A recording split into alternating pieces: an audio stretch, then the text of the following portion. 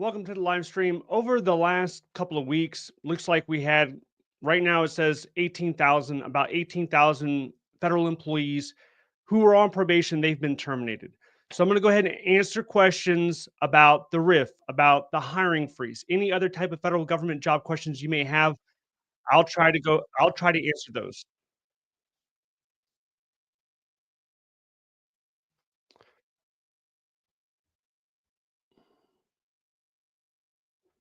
Okay. I was getting an echo. All right. So let me know if you hear an echo. Does anyone hear an echo in the chat? Okay.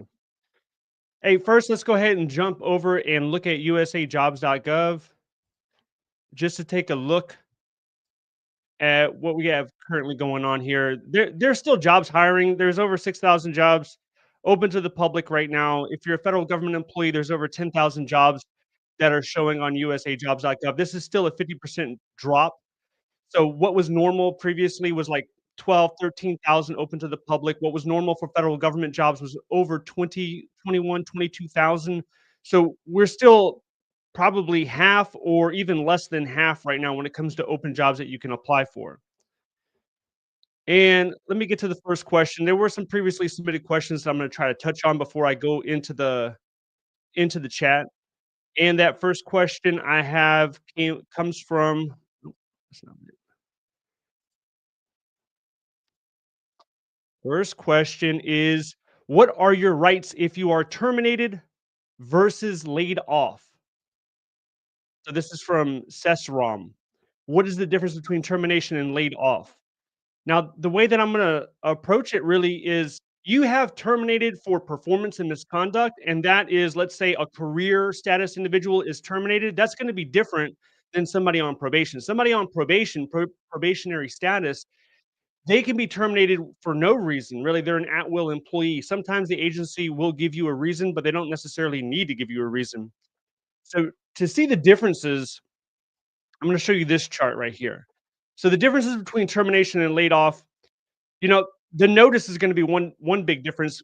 If you're getting terminated for misconduct or performance, usually there's like a 30-day notice. If it's a RIF, it's a 60-day notice.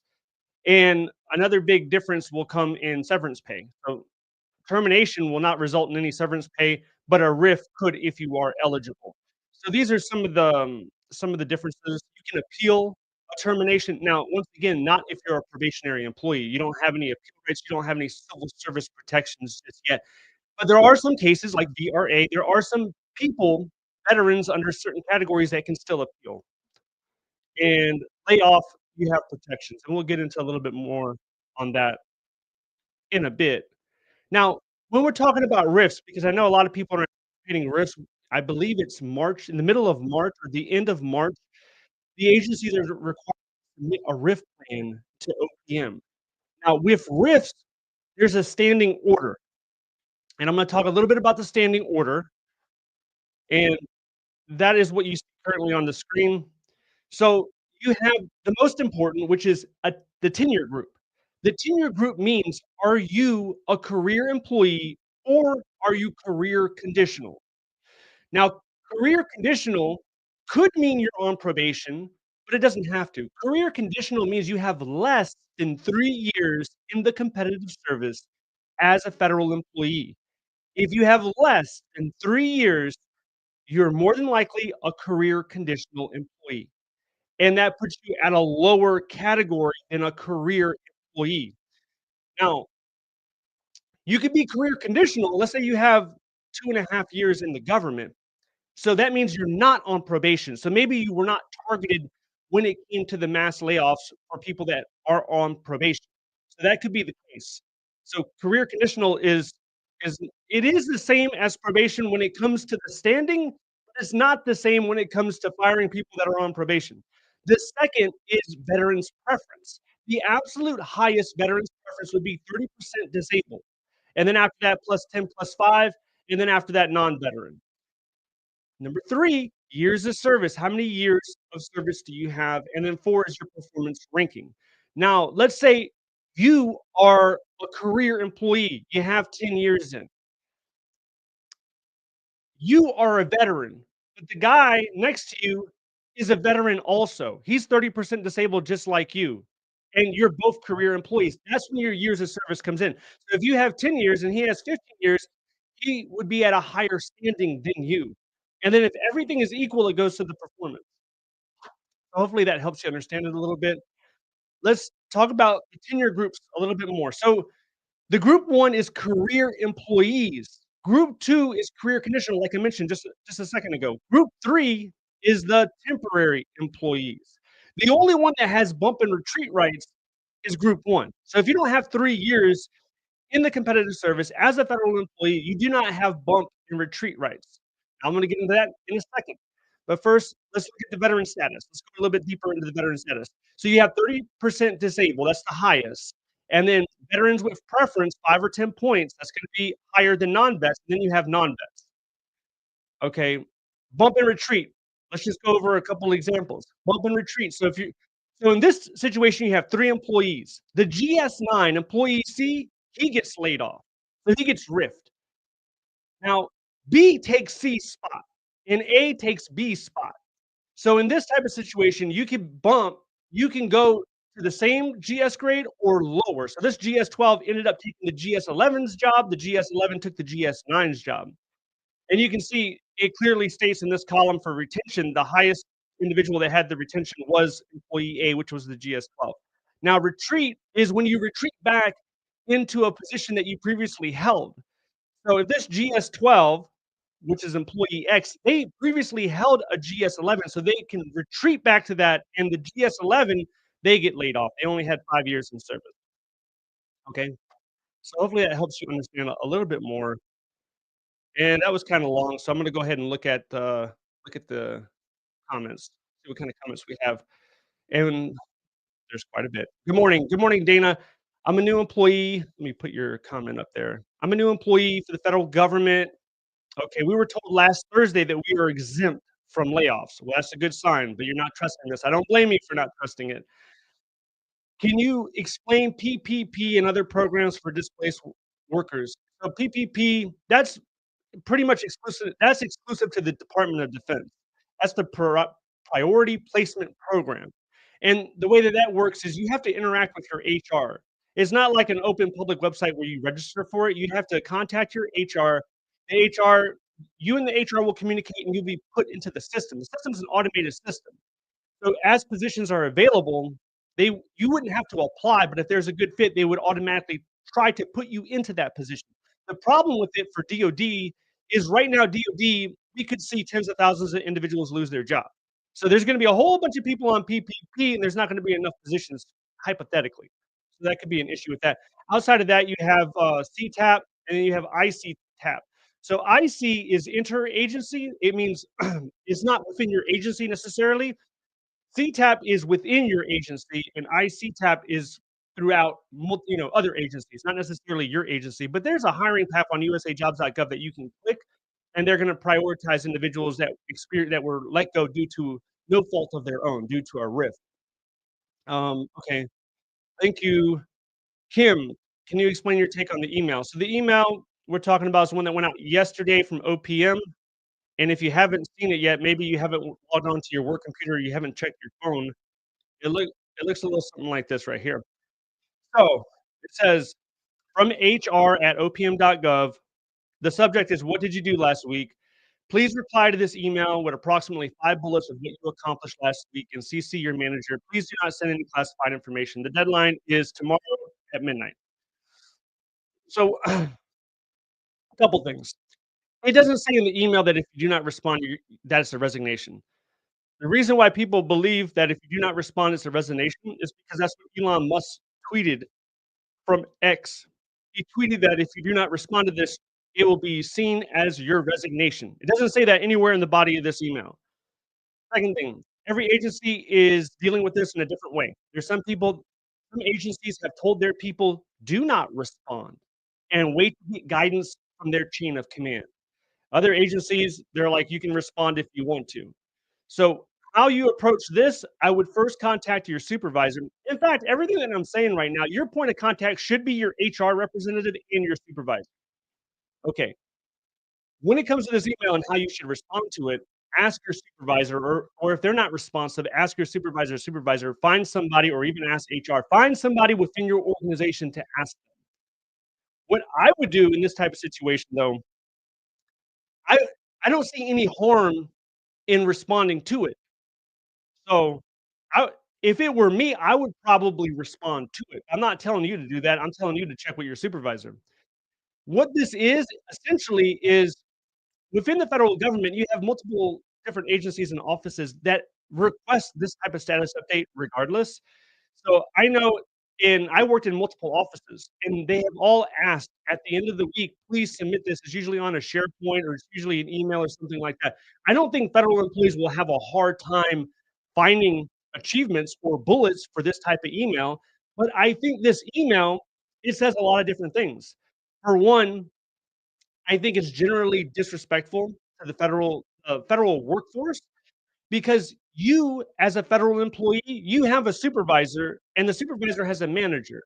And it's the manager and the leadership of the agency's job to keep track of your performance and to ensure you're doing what you're supposed to be doing to benefit the organization.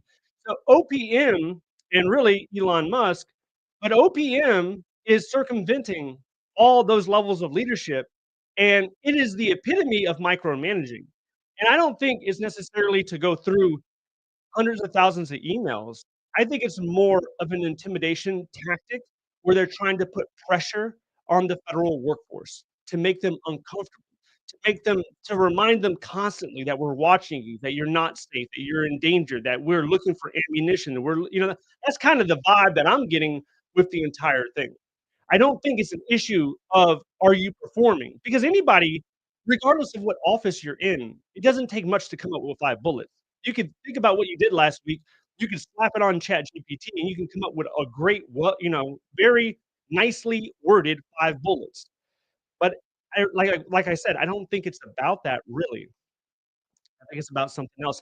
And with this would not be, I cannot imagine a scenario where this not responding, they're giving you 1 business day because essentially it's Monday, right? Some people, they don't even work Monday because they do 4/10s. So they're working, Monday's their day off, or maybe they took leave, or maybe there's a lot of scenarios, maybe they're sick. So how can you constitute you're not replying in a 1 business day period as a voluntary resignation? All resignations need to be voluntary. That's like the key component of a resignation. It needs to be voluntary. This would not constitute a voluntary resignation. So, yeah, that's basically my reaction to that. Okay, let's get rid of that. Do we got any other questions? BW, good morning. If you're transferring back to an agency for a position that you've held before, will you need to serve another probationary period? Potentially, that's something that you should ask, but you could. It has happened in the past. It's happened both type of ways. It really depends on what office that you're going in, what type of position that you're going in. The HR would have the answer to that. BW, again, can you help me understand how DoD is hiring probationary employees but still hiring? Yeah, I can help you understand that. So check this out. This is USAJobs.gov, right? Okay. So we run a search. Let's go straight to agency. Let's go to DoD. DoD is hiring over 4,000 jobs. So the question is, how can they be firing probationary employees but still hiring? These are the jobs they're looking for, right? So they're looking for attorney, electrician, boilerplate, air condition, plumber, pipe fitter, civil engineer, police officer. So they're still hiring for these positions. What they're doing at the same time is they're looking at specific jobs, is not necessarily what the job does, but really the office and the program that it's operating in. And they're looking at some as non-mission critical. So they're saying, okay, this office was set up 10 years ago. It's not really critical to the mission. It's a nice to have, but it's not critical. So let's go ahead and get rid of a dozen people over here. Let's look at this office over there. We have some admins. We got too many admin people in this office. Let's go ahead and cut 20% of the admin. So they're going through there, and really they're using the vision of mission critical. And how do you get that designation? That's a whole nother process, right? At times it could seem arbitrary how they're designating certain positions as mission critical, and other positions they're looking to cut. But regardless of who they cut, they're not cutting all probationary employees at this particular time because there's like 50,000 of them, right? They're cutting 5,000 this coming week. So even with those cuts, they're looking for people that they deem mission critical. Like here, social worker, they're looking for a social worker. They're looking for, and what's horrible, the horrible thing about it is, what type of candidates are you gonna get applying to these roles? Because on the news everywhere, the headline is DOD is getting rid of thousands, if not tens of thousands, and then, oh, by the way, HR is trying to entice and attract qualified candidates. If you're a highly qualified candidate and you pay attention even a little bit to the news, you're gonna second guess a lot of these positions. Do you wanna be a substitute or a police officer for DOD right now? Um, yeah, I don't think that many people are going to be applying, and the ones that are applying, they're probably, they're not necessarily gonna be the top tier candidates that you might have seen in 2023, 2024. That's just my opinion on it. Okay, so let's get that down. Do we have any other questions? Yeah, we got a few more questions. Oh, here we go. Nicola, good morning. I'm a social worker for DOD. I work in a prison. There's a rumor that social workers are going to be exempt from firing. Is this true? Yeah, we just saw on here, there's social workers that they're hiring right now. There's a social worker position there. I thought we saw one other social work position.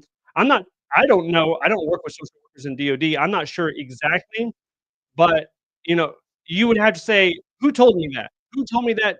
How much trust do I have in them? How much transparency is there involved? Do I believe them?" And, you have to ask yourself that question. Dana, can you help me understand how DOD is firing? So we just went over that. They are firing, but they are hiring. And there's gonna be a lot of firing and hiring going on as we approach closer to April. So let me just talk about that for a second. We have the RIF plans coming in March, mid-March. We have agencies right now that are not hiring at all. We looked on USAJobs.gov. There's over 6,000 jobs, and there was close to 7,000 last week. If you looked on Wednesday or Thursday, there was close to 7,000 open to public. There's over 10,000 for government employees. What will happen is at the end of April, the hiring freeze will lift. So you have agencies right now like the EPA, the Education Department. You have other agencies that haven't hired at all. And every day that they're not hiring, they're shrinking because of attrition. It's not just because of probationary employees.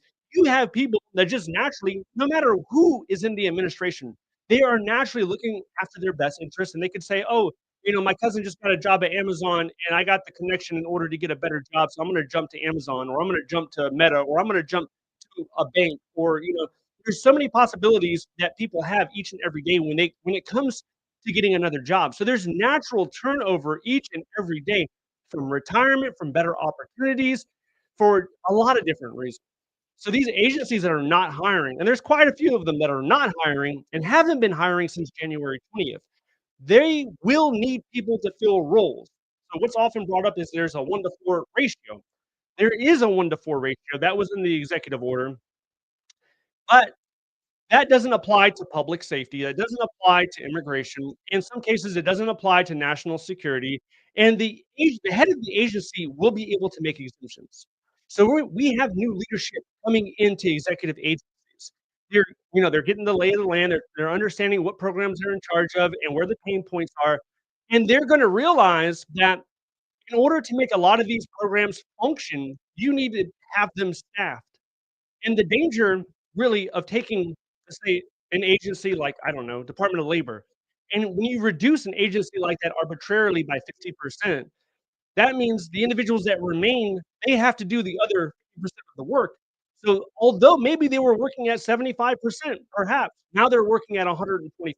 And if they're doing it for $65,000 a year, they're looking at other opportunities saying, well, my goodness, they're making me, I'm working 10 hours a day and I can't even finish my work.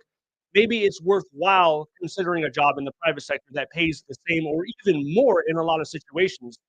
And, perhaps that's one of the components of the plan, is to encourage public sector employees to take more private sector opportunities. But it's gonna come with danger and risk to public services. and how the government functions to support the public population. So I still believe in April and May, we will see an increase from what we currently have going on right here. We're gonna see an increase from 6,000 slash 10,000. Okay, let's get rid of that. All right, what else do we have? Yeah, there was an echo. It was just on my end, so I just muted my speakers. So no problem there. Okay, next question, SK. SK, I'm a new graduate. Well, congratulations on your graduation. And was planning to apply for Schedule A jobs. What does the future look like for these jobs? Okay, so you're a new graduate, so you're gonna have recent student graduate pathway. You're gonna have that. You're also gonna have Schedule A. Schedule A means that there's sort of disability involved. So you get your Schedule A letter, you upload that. You can work through a coordinator. There's a website where you can jump on there and let me know if you need me to show you this. But basically, there's a website that you can look by your state or you can do it by agency, and you can look for opportunities for Schedule A. Schedule A is a non-competitive hiring path and it'll put you on the accepted service. It'll take 2 years, you'll convert to competitive service, and then you can move around the government, as you would like. What's more the most important thing of this question, though, is what is your experience in, what is your degree in, and what are your interests in? Because once you fill in those blanks, you can kinda have more of a direct path on what you need to be doing when it comes to applying and competing for government jobs. Alright, let's see. Marathoner, I was watching some of your videos a month ago. I don't think even you thought it would get this bad. I didn't think it would get this bad, honestly, I really didn't. And I was making videos in December talking about it, and there were so many people saying, "Oh, no, you're being too pessimistic. It's not gonna happen. It's nothing like that." And I was hoping that I would be wrong, but even the worst case scenario that I envisioned, it didn't include tens of thousands of people on probation getting cut for no reason. Because if you look at the way that Bill Clinton did it, because people are quick to comment saying, "Hey, well, Bill Clinton did the same thing. What are you talking about? Bill Clinton, he reduced the federal government by 400,000 people." And a lot of that's true. And Bill Clinton was a Democrat, right? So why aren't you upset at Bill Clinton? Well, first, that was 1994. But going further, check this out. Bill Clinton did it with the full support and endorsement of Congress. He introduced a bill which in the Senate, it had a 99 to 1 vote. 99 to 1. 99% of senators agreed. In the House, it passed by like 90%. So Congress was 100%, not 100%. Congress was 90 to 99% behind Bill Clinton when he did it. And Bill Clinton didn't fire probationary workers and said you had bad performance. He didn't do that. Bill Clinton didn't bring a private sector leader like Elon Musk in there in order to start, leading the way when it comes to chopping things off. He didn't do that. Bill Clinton gave severance packages, VSIP, $25,000, and he encouraged people to take it. He wasn't threatening people. Now, with the VSIP, right now, if you look on OPM, it's gonna say there's a $25,000 limit. There was a $25,000 limit in 1994 when Bill Clinton did this. You know how much $25,000 is worth today from 1994? If you indexed it for inflation, that's $55,000. But it's not indexed to inflation. It's still $25,000. As if $25,000 has the same buying power as it did in 1994. You know that it doesn't. $25,000 in 1994 is completely different than today $25,000, but they haven't indexed it. So that's what I say when I hear someone say, "Well, you weren't upset when Bill Clinton did it." Yeah, those people, I believe, were treated with a little bit more respect, a little bit more fairly than what we are seeing here in 2025. Okay. Um, let's see, Vic 1000. Do you a RIF, I guess, do you see a RIF of 25% to 50% for some agencies, IRS, EPA, and the SEC? Yeah, I do, and every agency is making up their plan. So, I know some agencies have reported a goal of 25%. Some agencies reported a goal of 50%. Excuse me.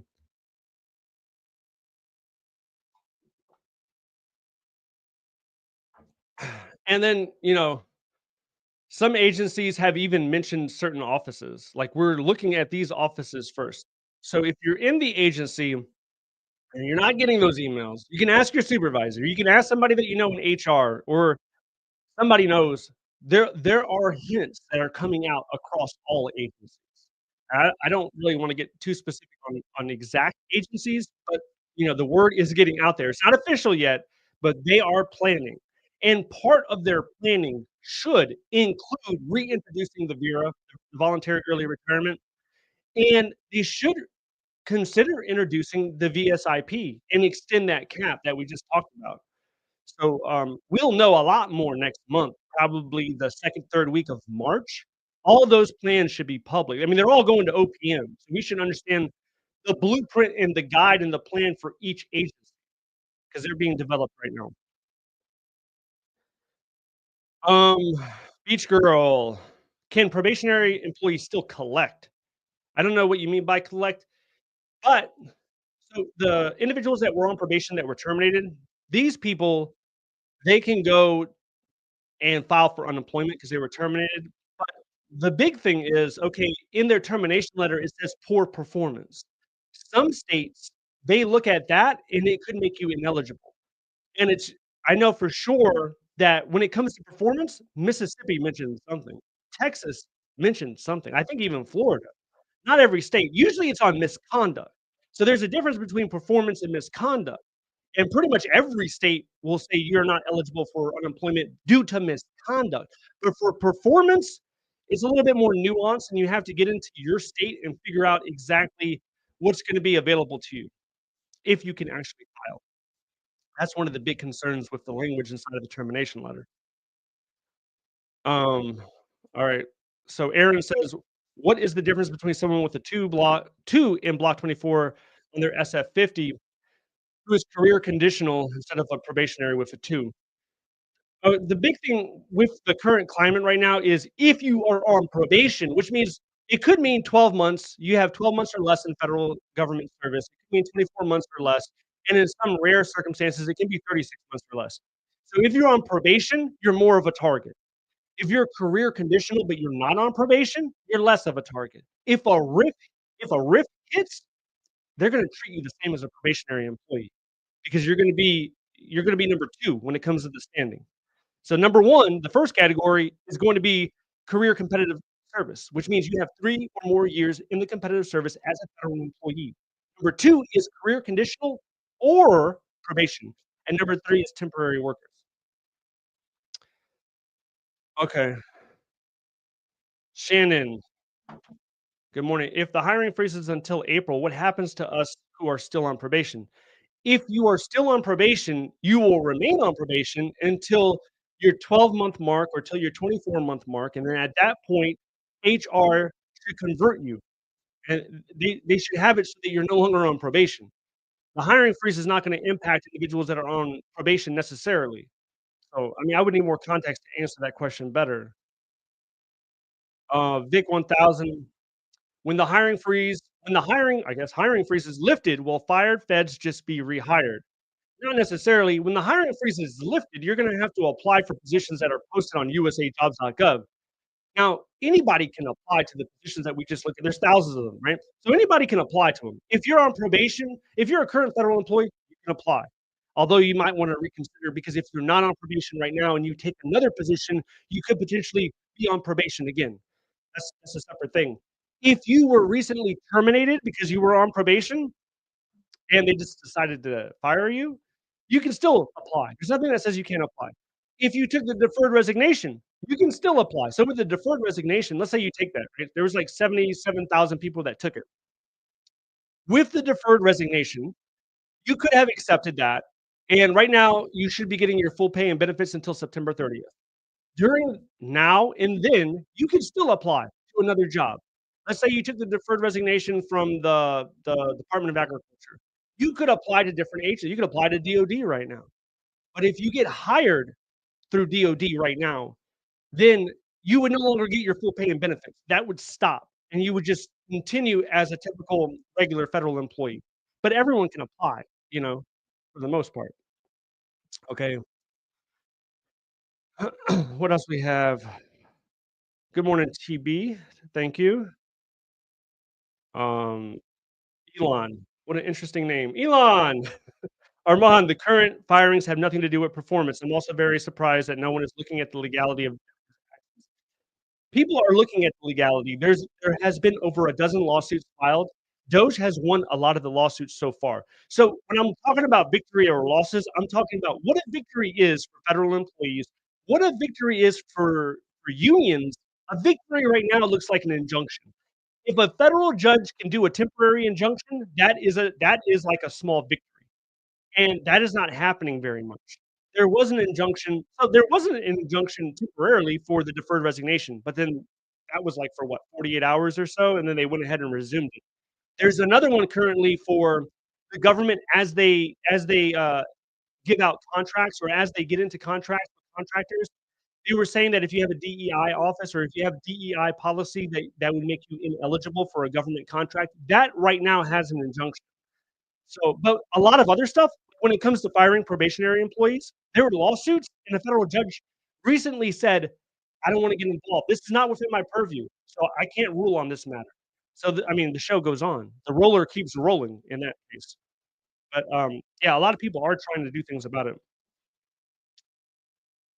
Okay, Casey Sharon, the hiring freeze does not have an end date. We're hoping it ends in April like it did in first term, but not promised. The hiring freeze actually has an end date. It's not specified. If you read the executive order from January 20th, it says that after agencies submit their plan to OPM and OPM releases an overarching plan, then the hiring freeze will be lifted. And if you do the math, that puts it at the 3rd or 4th week of April. And then it specifically says the hiring freeze is lifted for all agencies except the IRS. So, I mean, if you go back and look at that, you'll clearly see it's there. Okay, let me answer some of these, the questions that were previously submitted so I don't forget about them. We have one Margaret, she asked, "With the verbiage you use in the termination letter concerning performance, are you able to file unemployment?" And I answered that earlier. It varies state by state, so you're gonna have to check with your state, but it can be a barrier for states like, Texas, Florida, North Carolina, and Mississippi, so you have to look at your state's rules on if you can actually file your unemployment. Okay, next question is from Doc Ima, who says, "Do you know which federal agencies are next in line for reductions and which will be spared?" Okay, so every agency is being looked at, right? So most people thought DOD would be relatively safe, but even that, they have announced they're cutting tens of thousands of individuals. So no agency is safe. We have over 400 agencies throughout the federal government. Every one of them will probably get looked at in some way, in some fashion, in some form. So I don't think anyone's necessarily safe. But as of for right now, the microscope is on DOD. Also, IRS was right before the DOD. They announced, up to 15,000 people, and it probably that's just probationary. That's not even considering RIF. We're not even in the RIF phase. The RIF phase will probably bring more pain. The pain that we're feeling right now is probationary. Okay, we take that down. $5 from Land. Hey, appreciate the $5, Landy Baker. Thank you so much. Let's go back into the chat. Hey, if you got a question, put a Q in it because a lot of it's just back and forth. You guys talking to one another, and it's a little bit difficult to find if there's any question. All right, here's a question. Camera Commando, if you accept a job with another agency, can you be ripped or forced to leave while you are in the process of transferring? Can they force a break in service?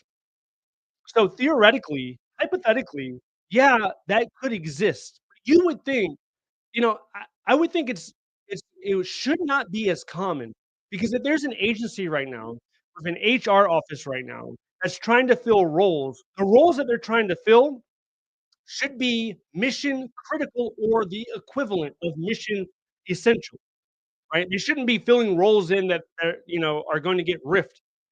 But like we talked about earlier, the RIF plans are not in. If you're a federal employee in the government right now, the safest bet is probably to stay in your position.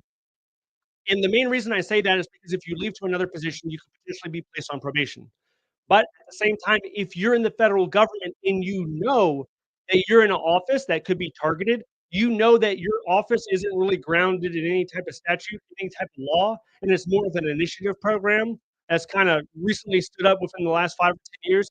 If you know that you're in one of those programs, there could be an increased worry, and then maybe it makes more sense to jump into a more secure office.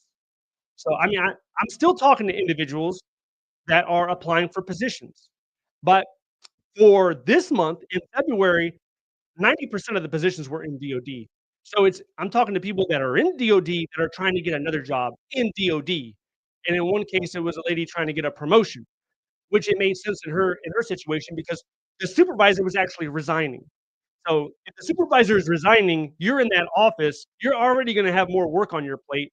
Why not try to get a promotion, if you're committed to staying in that office? That was the mentality in that situation. Okay.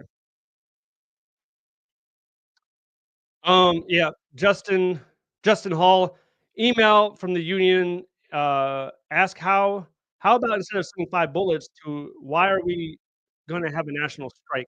So many have suffered. Why am I paying $40 a month for an email? A lot of people are angry with their unions. The unions are filing lawsuits, but the difference when it comes to unions in the public sector and the private sector is you're not supposed to be able to go on strike. The public sector unions are not supposed to legally be able to call for a strike.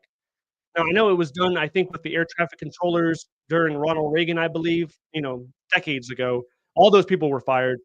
Um, but they don't have the same type of leverage that maybe some unions have in the private sector. So there is a lot of frustration going along. And a lot of the legal stuff, like I said, we're hoping for that temporary injunction, but it's not coming. So it's going to be months, if not longer, to hear a ruling on what is legal, what is not legal. All right. Let's see. Do we have any other questions? Uh, okay, we have King. Do you think this email will affect agencies that were previously exempt from the probationary removals? I do not if you're referring to the email that came out yesterday from OPM/Elon Musk, I do not think that email will have the legality to force people to resign. That's essentially what I think the core of the worry is at, right? Well, there's a worry that they're circumventing all the supervisors and leadership, and they're trying to micromanage the employee and trying to manage they're trying to manage hundreds of thousands of employees' performance.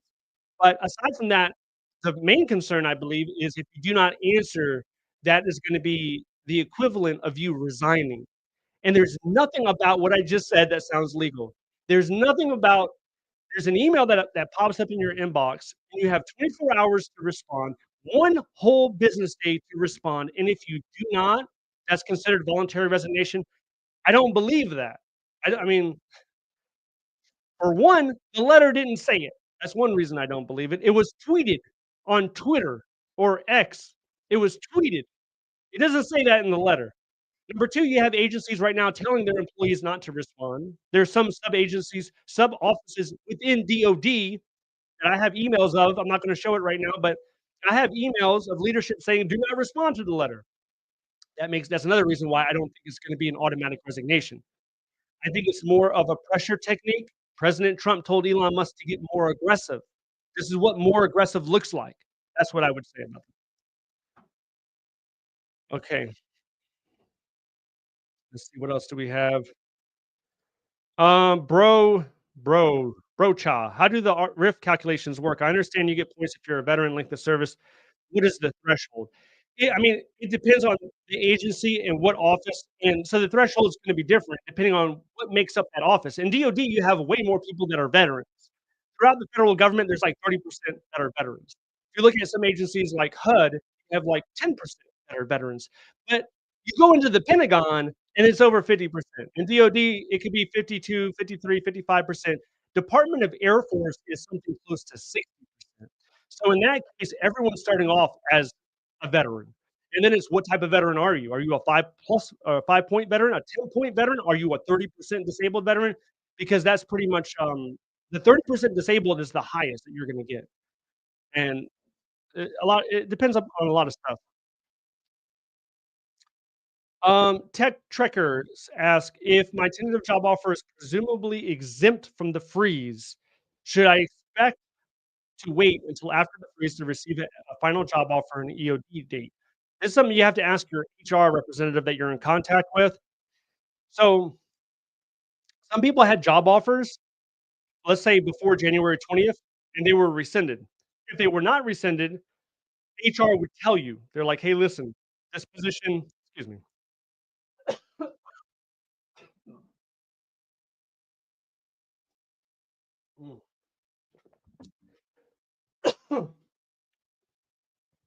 Sorry about that.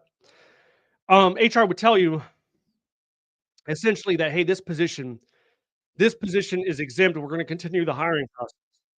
If you didn't get that email, you need to reach out and inquire about the status so they can clarify it. Some excuse me, got something in my throat. Some, some HRs, what they're trying to do is they're trying to hold on to job offers, and then when the hiring freeze lifts, then they're gonna try to resume progress with that job offer. To do that, they need permission from OPM. They have to write and get permission directly for OPM to do that, to hold the job offer. So for most agencies, it's not worth that hassle, and they're gonna cancel it, and then they're gonna reopen the announcement once the hiring freeze has lifted. We got $10 super chat. How am I gonna put this up here? Alright, $10. I don't see a question. Let me scroll down, maybe you asked a question. Um, no, I don't see a question. Let me know if you have a question, Cassandra. Thank you for the $10. Alright, I don't know where I was at. Just gonna have to jump in the middle of these questions. If you have a question, put a Q put a Q in front of your question, and then, obviously, super chat's gonna take up a priority for the questions. Okay. We'll just start with traveling dude. That's a good place to start. Traveling dude. Hi, good morning, Armand. If I received a tentative job offer to work in housekeeping at the Veteran Affairs, is it still worth going through the hiring process if likely to be elected within a year? Thanks. So for housekeeping, they've kinda tied that into veterans care, veterans benefit. So, I think it's still worth it if you want it. Now you have to understand what type of position is this. Some of these positions are not full-time.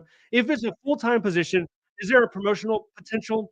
So, I really need to understand your situation better. If this is a temporary position, maybe it's not worth it. If this is you trying to get into the government because you wanna pivot later on and you wanna go ahead and try to become a career tenure, if this is in the competitive service, I mean, it could be worth it. It depends on what your strategy is, what is your goal with getting into the government, whether or not to accept the job, but I think that this job will be exempt. This is gonna be, the equivalent of a mission critical type job for the VA. Okay. No quarrel. Can the RIF still happen without congressional appropriation? You wouldn't think so. The president has it within his authority to issue out an executive order for reorganization to a certain extent, but as it impacts the money, Congress needs to be involved. Congress really should have been involved, just like what Ronald Reagan did and Bill Clinton did. They involved Congress, and Congress right now is on the outside looking in. They're not really participating when it comes to this dramatic cut that we're seeing. They're not really participating. Uh, so at some point, Congress should be involved. I imagine they will, especially if it's large scale rifts. That's gonna involve, Congress. And really, anything that the administration really wants to get done that's on the top of their agenda, it's happening this year. Because next year we have elections. We have the congressional elections. What could end up happening is the administration loses the House. They probably won't lose the Senate, but they'll probably lose the House. Just historically speaking, not even looking at it as, Trump did this, Trump did that. Don't look at it like that. Historically speaking, if a president has both chambers of Congress, after the first 2 years, the new Congress, it splits, it divides, because half the country is not happy, and they're gonna put forth more energy and effort in order to elect representatives that represent more of their ideology. And we could easily see November 2026, the House is no longer under GOP control. And in that case, what Trump is trying to do, it faces more barriers. So I think that he's going to be more aggressive with his agenda, his plan. In 2025, definitely, and then also in 2026 leading all the way up into November. They also have to it's a political game where you're saying, "Okay, I'm gonna take dramatic action, but how is that gonna affect my chances of maintaining the House in November of 2026?" So, I mean, it's gonna be a mess. That's all I can say about it. Yeah. So, Autumn, the DoD can still hire. We just looked, they're hiring over 4,000 jobs. Velo, is there a hiring freeze? There is a hiring freeze, but it doesn't impact all agencies the same. So the main agencies that are hiring, we can just jump and take a look at it right now. But I know it's, DoD, VA, DOJ, DHS, they're hiring. So to give you a better idea on who's hiring, let's go ahead and look at the agencies. So we have DoD. There's DoD sub-agencies are broke up into their own. So you have the Department of Air Force, Department of Army. I can't believe agriculture actually has one job open. There you go. HHS is hiring, DHS is hiring, DOI is hiring, DOJ is hiring, and then Department of Transportation, they're hiring. All the other agencies that we would typically see on there, like the Department of Energy, the Education Department, um, you know, Department of Labor, they're not on here, and there's many of them, right? So for them, yes, there's a hiring freeze. For other agencies, they're still allowed to hire. Um, okay. I got a super chat. We got Richard coming in with 20 bucks. Oh no, Richard coming in with 20 bucks. Rex, I'm gonna get to you as soon as I get through Richard. Hey, appreciate it. I'm in DoD contracts. It takes years to learn this job. Do you think they will come after this type of position? We also have a lot of interns. So you're an 1102 job series, a contract like contract specialist, something like that. I think I mean, the real answer is it depends whether or not they come. It does take a considerable amount of time to be proficient within your job, which helps. That kinda increases the barrier of someone else just coming and taking your job because you have to be trained up. But there have been some contracts cut. Do the contracts cut mean that we need less 1102s? That's the real question. I know that HUD cut a contract recently. I know the VA cut a contract recently. So this has impacted companies like Leidos, it impacted companies like Booz Allen Hamilton. So is it gonna impact you? That I mean, I don't know if it's gonna impact you, but I think you're in a good job series that even if it does impact you, you should have decent job prospects. And let's take a look right now and see, is the government hiring 1102s? Because if they are, that would mean that they're still in need, that there's still a demand. So let's go through here, get rid of Department of Transportation, and let's just look at it. And for whatever your job series, if you're currently in the federal government, I would take a look and see, is the government still hiring my job series? Is my job series still in demand? So 1102. Yeah, so the government right now is hiring over 100 contracting people. So that tells me by just looking at it, okay, this job, this skill set is in demand. It's not impacted by the hiring freeze. So that's a good sign. Okay. Rex, $10. Thank you. First, thank you for your guidance. Got me an internship. Okay, got an internship. Congratulations on that. In cybersecurity. Okay, good. I'm a disabled veteran and am I in danger of losing my job in internship? I From everything that you just said, I would say it's unlikely. What agency are you in? Cybersecurity Gateway. Are you in DoD? I'm guessing maybe you're in DoD. Cybersecurity is in demand. I mean, we can go look through the same thing, with USAJobs. They're still hiring cybersecurity. They're still trying to entice people to come into cybersecurity. So if you were to tell me, "Hey, I'm a administrative specialist just coming into the Department of Agriculture," I say, "Hey, whoa, you're in some serious trouble." But you saying that you're in a program that encourages people to come into cybersecurity, I think you're gonna be okay. And, that's my opinion. Okay. And then we have some more, $2, Amanda, thank you. Scott, $2, thank you. Dr. Michael, I'm a 6 in Block 23 for veterans preference, 1 permanent in Box 24, but Box 26 veterans preference is checked no. Okay. So with veterans, Did you retire, or did you serve a certain amount of years, did not retire, and then come into the government? Because what I'm hearing is that some veterans who retired, who did 20 plus years, they're marked no when it comes to RIF protections, and that could be the issue there. If it's not, what I would do at a minimum is I would contact HR and verify if that information is complete, if that information is correct. Because it could be an oversight, or it could be because you did 20 plus years and you're not eligible for those protections for a RIF. But the good news is you're permanent, so that, you're a career status employee, so you're the first tenure, and then you also have veterans, which really it helps you out a lot when it comes to the retention standings. Okay, let's get back into the questions. Thank you for that. And there's no way I'm gonna get through all these questions. There's just no way. I'm gonna have to skip around. Um, okay, here's a question. Sean John, can you explain highest previous rate if going to a lower GS job for security reasons? Elaborate security reasons. If you're talking about bump and retreat for a RIF, if you held a lower position, you can go back into that lower position. So if you held a GS11 before in your office and now you're a GS12, then when a RIF occurs, you can fall back into the GS11 if the GS12 needs to be cut. So I don't know if that's what you're talking about. And there's been more people that have joined since the beginning. So I'm going to put this chart back up in case it could potentially benefit somebody. So this is the standing order. If a RIF is going to happen, and for many people it'll happen probably starting in March or April. There will be a RIF in a lot of different agencies. When a RIF happens, the most important thing is your tenure group. That means you're either a career employee or you're not. You're career conditional or probation. So you're either career or you're not. If you're career, that's the top. That's what you want.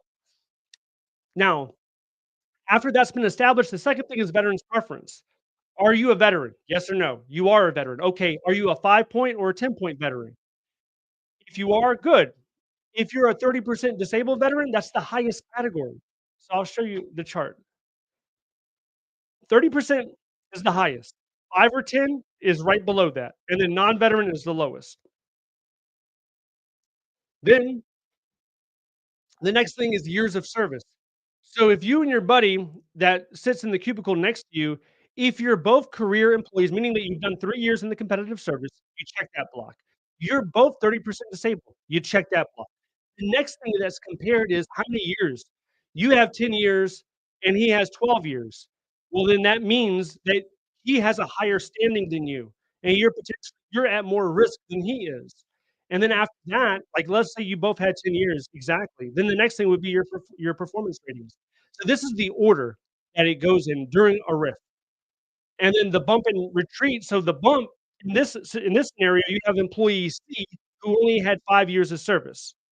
Now, this is not considering whether they're veterans because their retention standing would be higher. So in this case, if all of them were veterans, it doesn't matter. Then it goes to years of service. So let's just say that all 3 of these employees, they're in the competitive service. All 3 of these employees are 30% disabled.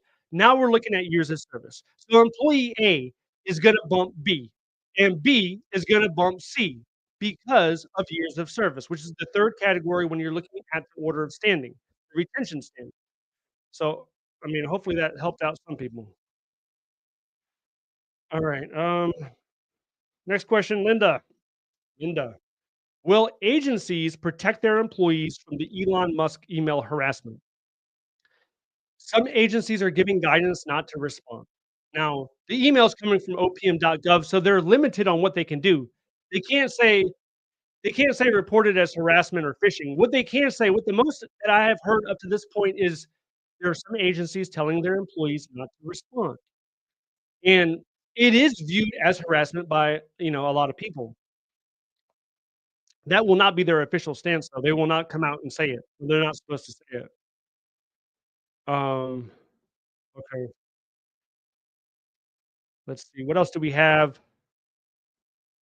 Please put a Q next to your question so I can just get straight to the question. Okay, what is this? Ship, good morning. Sorry for arriving late, but can fully remote workers be ordered back to the office even though there's no office near me? So, with fully 100% remote people, the 2 categories that have been exempt so far is military spouses. So, the White House administration came out, or OPM came out completely and said, "Military spouses are good. Don't worry about it." Then the second one was, reasonable accommodations for disability people. Those people have been protected. If you live over 50 miles from a building of your agency, those individuals, if you live within 50 miles, they've been told to come back. Now, if you live greater than 50 miles or a similar number, then the agency is trying to scramble to figure out where can they put you, a building that they can put you in. Now, the return to office date has been pushed out. In some cases, it's in March. In some cases, it is April. In some cases, it's to be determined. But that will be the ultimate goal is to get you in the building. Even if the agency has to lease a brand new building in a town near you in order to get you and some of the other people into a building, the goal is to get them in a building. All right. We have Scott, question. How deep of cuts do you foresee in the RIF? I work at the VA. Surprisingly, cybersecurity professionals are not on the exemption list. That's pretty surprising. Okay, so how deep of a cut for RIF? I think every agency is gonna see different cuts, right? And it makes sense that they do because you have some agencies that are like, 5,000 people. And those agencies, maybe they try to get rid of 30%, 50%. So you get rid of 50%, but for an organization like DoD, it's not gonna be 50%. DoD has almost 1,000,000 federal employees. 36% of all government employees, they work in the DoD. If with an organization that has 1,000,000, they're not gonna have I don't think they're gonna have a 50% goal. So is that 500,000? They're gonna try to terminate 500,000? I don't think so. I think for DoD, it's gonna be smaller, but even though it's smaller percent-wise, it's gonna be greater number-wise. So 10% of DoD is like 90,000, 95,000. That would even be significant, but we're gonna see next month. Next month is it's gonna be revealed. I'll go through it, and I'll see, I'll probably make a list of, like, the top 10 agencies that are experiencing the greatest cuts, and then highlight anybody who's able to get it. I mean, you got agencies like SSS, the Selective Service System. They got 100 people. Who are they gonna cut? They're gonna cut, like, 10 maybe? Or maybe they just automate the entire thing and they just cut everybody? I don't think it's gonna work that way. They might lose 15% of that agency is 15 people, maybe, something like that for the smaller agencies. But a lot of this is my opinion. Yeah, so DKT, I did address that email. You're asking me if did I address the email from Elon that went out, and if you haven't seen it, most federal employees at this point have already seen it. But if you haven't or if you're curious, it looks a little something like this. It comes from HR@opm.gov. It's titled, "What did you do last week?" And then it says, reply with approximately 5 bullets of what you accomplished last week. The word here is demeaning or disparaging. So this I've said it so many times, but basically this really throws insult at your supervisor because it's telling your supervisor, your leadership, and your manager, it's telling them that they do not know how to evaluate your performance. They're not good at adjudicating your performance. They're essentially not doing their job. That's what it tells every supervisor of federal employees. And what else could it say? It's saying that. It's saying that you might have a mid-year review, you might have an annual review. Your supervisor might see you every day and have intimate knowledge of exactly what you're accomplishing to better the organization, but that's not enough. Instead, send this to OPM. Who's reading hundreds of thousands of emails?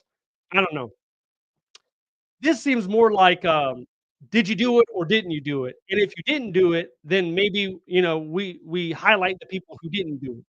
But the overall message when it pertains to this email, when you get rid of the negativity, the overall message is take guidance from your supervisor because agencies are providing guidance on what to do with this email. And that's what you should ultimately do. Okay, let's get rid of that. All right. What else? Another question.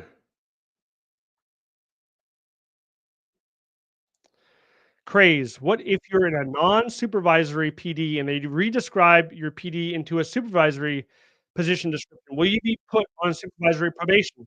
That's a good question. Most federal employees, when they take supervisory role for the first time, they're placed on 24 months of probation. Now, this probation is supposed to be different than the regular probation. Really, if you think about it, there's like 3 types of probation. You have a probation of somebody who's never been in the federal government. They come in, they're under 12-month probation. That's one type. Then you have the type of probation where someone's been in the federal government for years, let's say 10 years. They jump to a new agency, and because of the office, they put them back under probation, but they've already proven themselves for over a decade. Then you have somebody who decides to better themselves and maybe, not just better themselves, but they wanna contribute more. So they're trying to get a supervisory position. That person takes that position, they're under supervisory probation, and if they're not performing to standard, most of them are. It's rare for you not to pass that probation under normal conditions, but if you're not performing to satisfaction, then you're supposed to be able to take your old position back, the position that you left. You're not it is not supposed to be the same as a brand new employee that comes into the government for the first time, but that's how OPM is treating probation. It seems to me that they're treating them the exact same because there's multiple reports of people who have been in the government for over a decade, and because they took a position for a promotion or they took a lateral position, they were put on probation, and they're getting cut because their SF-50 says probation. So, that's a whole mess that I don't know if we're ever gonna get any closure on that or if they're ever gonna admit any wrongdoing, but it's not supposed to work that way. Okay, let's see. What else do we have? We have Jeff. I'm a military retiree, okay, with 11 years of federal service. I understand I don't have veterans preference as a retiree. I'm also 30% or more, 10 point, okay. Do I get preference for the rating? So you get okay, this is a nuanced question. I don't know what rank you are. If you're an O 04, if you're a major and all commissioned officer, major O 04 and above, then you're right, you don't get veterans preference.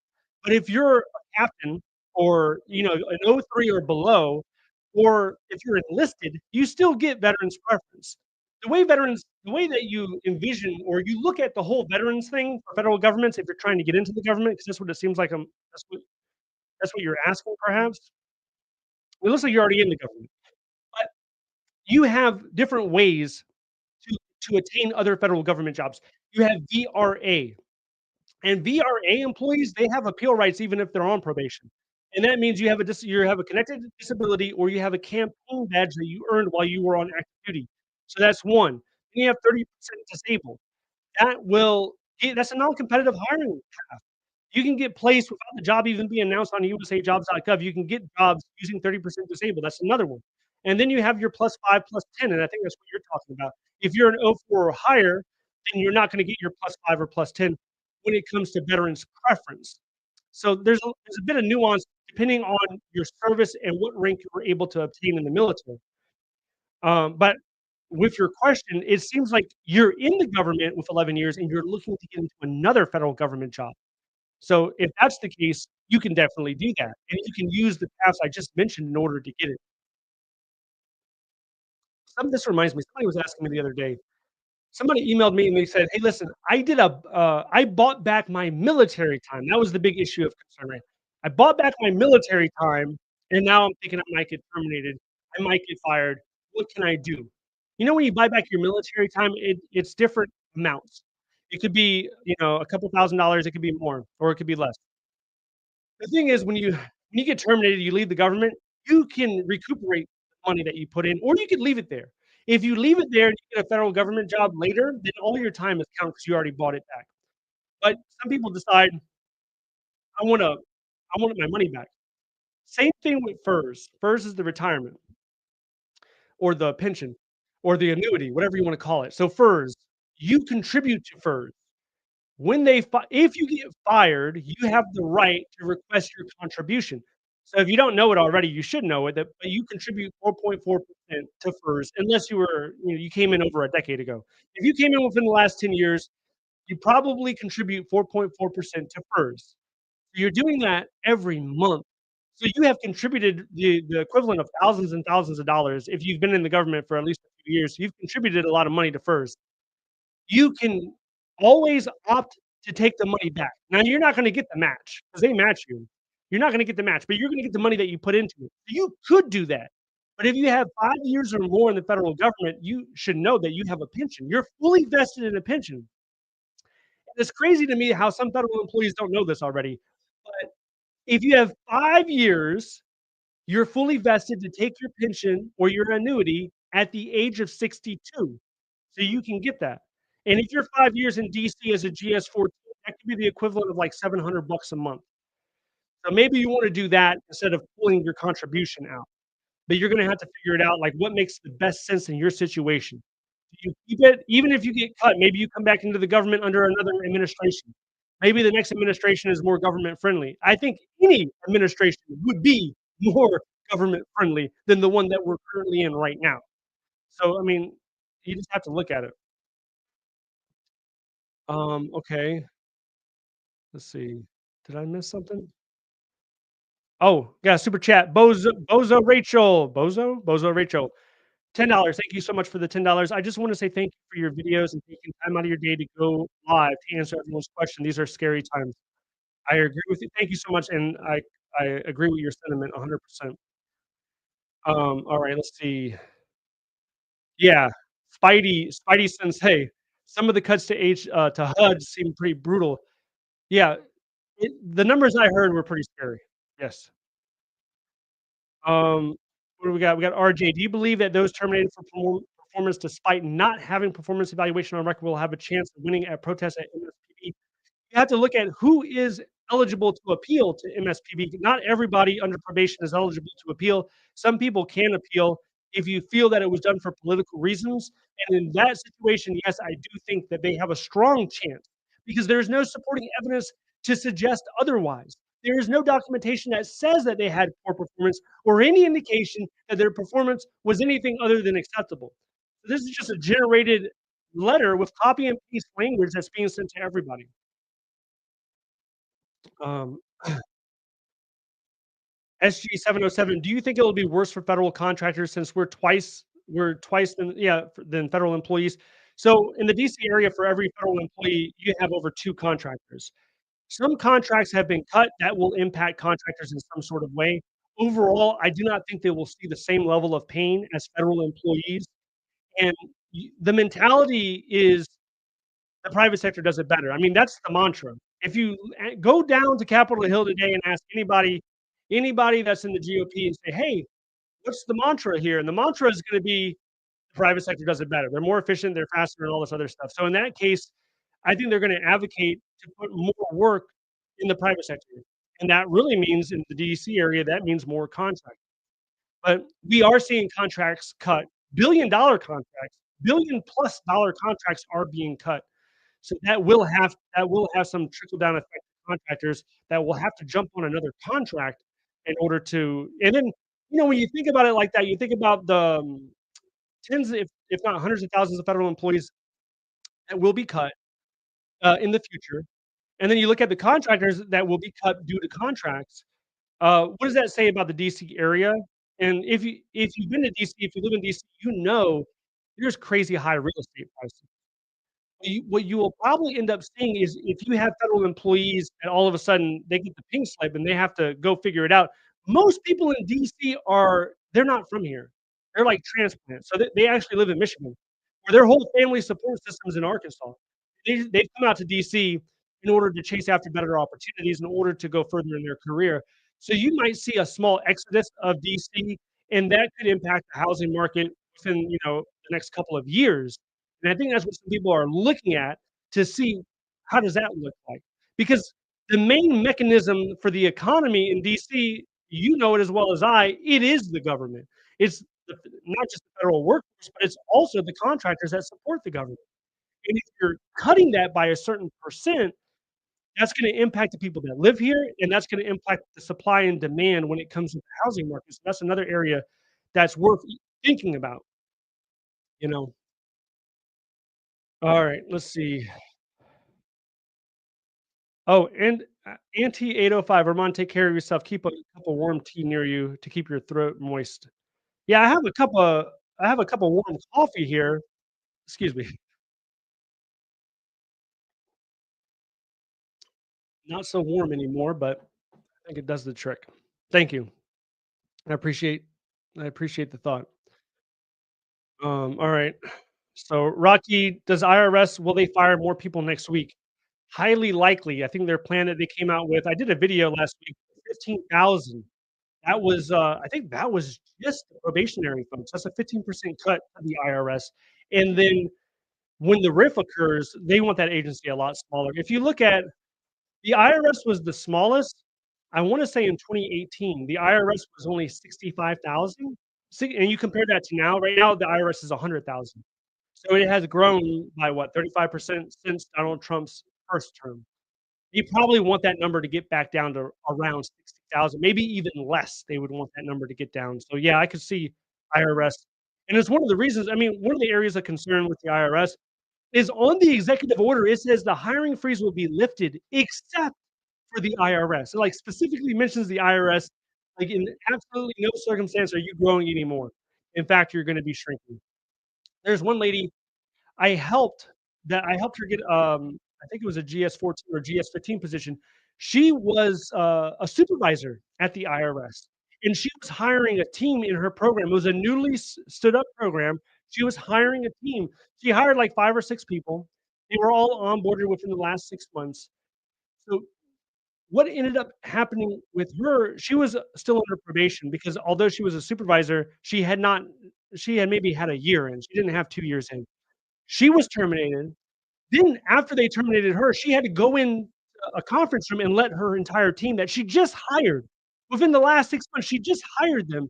She had to look them in the eye and say, "Hey, listen, you guys are gonna be terminated as well." The whole office, the whole program office in that IRS, it was dissolved.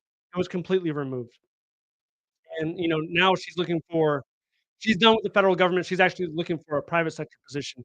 But yeah, I've been talking with her, and it is a period of, a lot of pain. There's a lot of pain, a lot of sorrow, a lot of confusion. Um, yeah, we can go on and on about that. Let's get to the next one. Um, okay, Michael, how about less than 3 years, 30% disabled veterans? Are we getting RIF? You're at more of a risk. You're at more of a risk for RIF, and it comes down to the chart, and I brought it up earlier, but I'll bring it up again. So, if you're under 3 years in the competitive service, group 1 you're not group 1. So that's the wrong chart. Hold on. This. So the tenure group matters the most.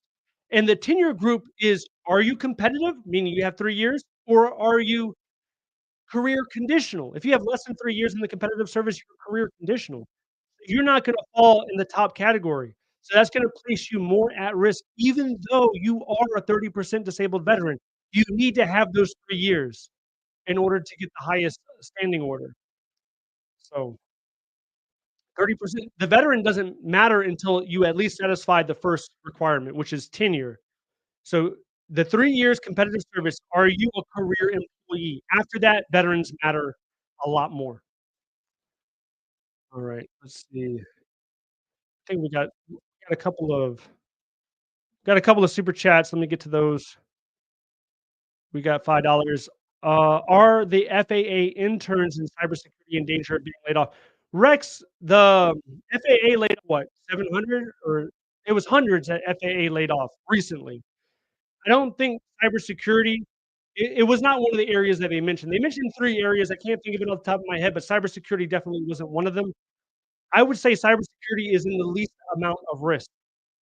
And FAA, they've been historically understaffed. The people that they got rid of, they were on probation, but you being in an intern program, especially in cybersecurity, if you were an intern in any other area, I would have more concern, but for you, I would have less concern. $5 from John, thank you. Reno Joe Outdoors, $5, thank you. I am a disabled veteran. I worked hard for 2 plus years to get a federal job helping veterans. Thanks for the videos. They've been extremely This has been extremely stressful. Thank you. Thank you for that. And then let's see, what else do we have? Okay. Let me go back to some of the previously submitted questions so I don't forget about those guys. Okay, CB31 asks, let me see if I can bring the question up. CB31 asks, I'd like to know more about the pros and cons of working in a non-appropriated fund DoD position. So that's NAF, non-appropriated fund. It typically has an easier hiring process. They do not always need to be posted on USAJobs.gov. Instead of a TSP, usually they have a 401k, which is a similar type of financial instrument that you can invest in. The pay isn't usually as high as the GS positions, but it's more ideal for somebody who's like a military spouse or somebody who's trying to get military-based access. So that's where you'll find these positions. Usually they're on military bases, and they could have fewer appeal rights, but, they're easily transferred between military bases, so it just depends on what your goals are for employment, whether or not you want an NAF. NAF also, the money is not taxpayer money, the money should be from, business revenue. So in that case, if there's a hiring freeze, you could be treated differently than if it were a typical GS position. Next question, Consumer Cave, I started as a GS 11 2 weeks ago, but I just received an offer for a GS 13. Can I accept the new position? You can accept the new position if the new position was open to the public. As long as the position is open to the public, your time and grade should not prohibit you from getting that new position. So people are able to jump multiple GS grades because they're using open to the public. So yes, I would say you are able to. Congratulations on the GS 13. Next question. What's the difference between 1 year? This is from Caboose. What's the difference between a 1 year probation for new employees and people who completed their 1 year and then was promoted to a supervisory position? So we talked about this a little bit earlier. The individual that's on a supervisory probation, they should have been given the opportunity to fall back into their old position, but they're not. And OPM has been treating largely these people that are under probation, they've been treating them the same, as if there is no difference, and there's a huge difference. Um, so that's a decent question there. All right, let's go jump and see if I got anybody in the chat. We have the Wandering Dukes. Husband's 30% disabled vet with 17 years of service. I am 6 years. We're both permanent career. Don't respond until you talk to an HR lawyer, get a business employment lawyer. Yeah, absolutely. Every action that you're taking when it pertains to your career and keeping your job, you want to talk to HR specifically, and then you wanna talk to the union, and then in some cases, you do wanna get legal advice to see what is in your best interest to do, especially as we approach the risk. Okay. Ike SK, what are the pros and cons waiting for the RIF? I don't qualify under any minimum retirement age requirements. So, the pros and cons, most people, I mean, you're gonna wait for the RIF to happen because you don't know if you're gonna be impacted by the RIF or not. So you're gonna wait to see how the dust settles when the RIF happens. If the RIF happens, what I believe is they'll bring back the voluntary retirement program. That's not gonna pertain to you because you don't meet any MRA requirements. So in your case, they could potentially introduce the VSIP, which could be, like severance pay. They could give you $25,000. In some cases, it's higher than that. So that would be something that's gonna be taxed. You know that's gonna be taxed. That would be something to potentially look forward to. But if you're concerned about your position, and a lot of people are, I would, look for the plan B. The plan B would be, either if you wanna stay in government, look at the positions on USAJobs.gov, try to find the positions that are high in demand, that they're still hiring for to today. We just at 1102, there's over 100 positions on USA Jobs right now. You can look at something like that. You can look at state government, you can look at county government, you can look at city government, you can look at private sector. You can see how your skills translate. I think every federal employee should be doing that right now, taking inventory of your skills and abilities. How does that translate in your geographic area? If you're in DC, if a RIF impacted you, would you go back to your home state? If you go back to your home state, what's the big city in that area? Who are the big companies in that area? What are they hiring for? Have I started making LinkedIn connections? Have I started talking to people that work inside of these organizations? Because you need to have a plan B in all cases, and it's never been more important than it is right now to have a plan B and plan C. So I would consider all of that. Um, Yeah, Wandering Dukes, OPM must have no authority to ask this. There are no that's true. That's true. Uh, so they don't have any authority for I mean, you can make the same case that they didn't have any authority to email the deferred resignation program, but that still was emailed. They don't have a lot of I mean, OPM is emailing them. Time and time again, I'm telling everybody, "Listen, hey, take guidance from your supervisor. Take guidance from your agency. Don't do that." I mean, you know, don't make a decision without understanding if your agency is gonna support you in doing it. What I was saying earlier was just what I would do, but you should do what your agency is telling you to do, and you should seek guidance if you don't know how to respond. But I don't think that that email is gonna be grounds for any type of resignation at all. But thank you for that. Right, Sandy Pep, what if I reply to the deferred resignation offer with a reply of retire within 25 years of service and not eligible for retirement? So you responded to the offer in with retire, but you're not eligible.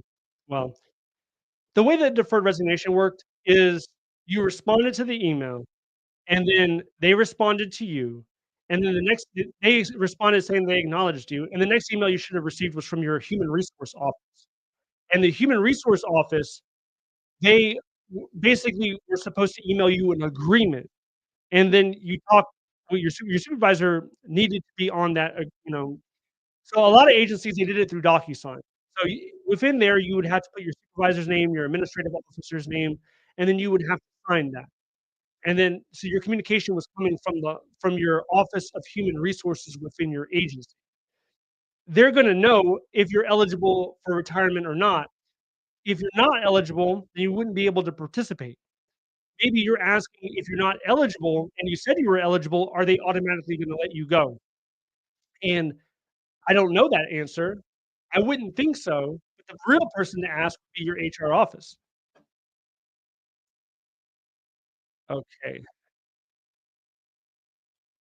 Okay, one Margaret, can you apply for unemployment if terminated because of performance issues addressed in the termination letter? It depends on your state. The state has authority for that. Some states, they mention repeated what is it? It's like something I'm paraphrasing here, but if you repeatedly have poor performance, that could be a reason for you not to get unemployment. You have to actually go through your state and figure it out. Okay, let me keep going. I'm, like, way behind this. Okay, we got a super sticker, $5. Thank you so much for that. Okay.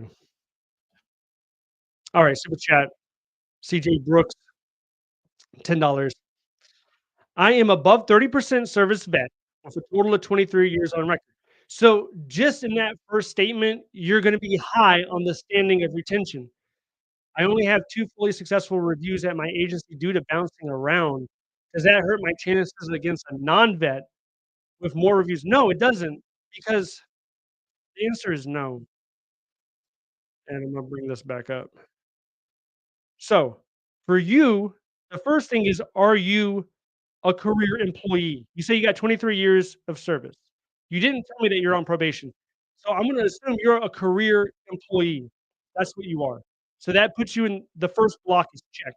Number 2, are you a veteran? You are a veteran. Not only are you a veteran, but you're the highest category of veteran, which is 30% disabled. It's the highest category. So if you look back here, your performance rating is the last thing that's being considered. And people have different thoughts on that, but that's just the reality. The performance is the last thing being considered.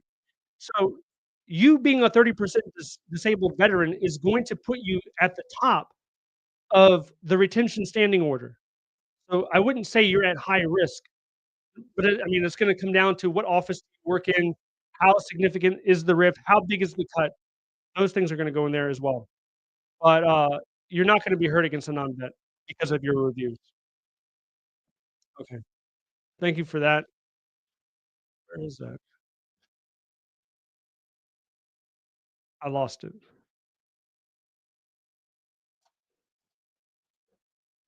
All right, I can't take that down for some reason. All right, let's keep it going. Do we got any other questions? Um, okay, we got $5. Currently, the hiring process for CBPFO, long hiring process. How well do federal law enforcement officer jobs normally pay? How well do they pay? I mean, we can just take a quick look if you wanna see how well they pay. It just depends. It depends on how well they pay. Oh, wait, I dropped it down. Alright, so let's do this. You're looking for law enforcement, it could be 1811, but it could also be in the double O series. So let's look at double O first.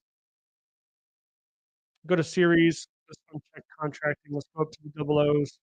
So double O, you got police, so we can look at that. There's over 100 police positions. Let's just look at that to get an idea. So for pay, what do we got? We got a lot of these police officer positions, they're starting at 40, 50,000. So, that's below average. Let's see, do we have anything on the top of the pay chart? Let's look at over 60,000, over 65,000. So most of these are promotional ladder positions. A lot of them are GS8, GS10s. You're gonna find that in law enforcement. Um, but if you're talking about, like, a special agent position, like an 1811 criminal investigator position, they're gonna pay higher. There's also security guard positions. They don't pay as high. 0083 pays a lot higher. But we're looking at, like, the pay range of GS8 to GS11, GS10 oftentimes. So, let's look at this one. This is what I would this is a GS6, okay. 75,000 a year. Yeah, locality pay is gonna have a influence, an impact on this as well. Um, CBP though, you're talking about Customs and Border Patrol, so that's probably not gonna be 0083. Alright.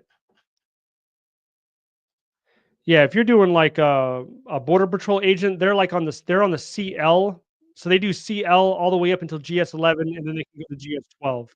It just depends on what type of position that you're looking for, that you're applying for. Alright, how do I get that off? Okay. Fisherman Floyd, $5. Thank you so much. Thoughts on those with reasonable accommodations targeted for firing? I don't think it's gonna be considered that much. I think when it comes to targeting for firing, they're gonna go off of, if you're talking about the RIF, they're gonna go off of the standing order. And it's gonna come down to, what tenure do you have? Are you a veteran? How many years of service? And your performance. Those are the 4 categories it's gonna come down to. When it comes to probation, there's, like, absolutely no consideration. They're just firing anybody. Doesn't matter any of those categories I mentioned. It doesn't matter if you're on probation, that they're trying to get rid of a percent of those people. So unfortunately, no, I don't see it. Okay. Then we got $2 super chat. Thank you for that. Um, Spidey says $5 career service, 24 years in, 5% veterans. You mean 5 point?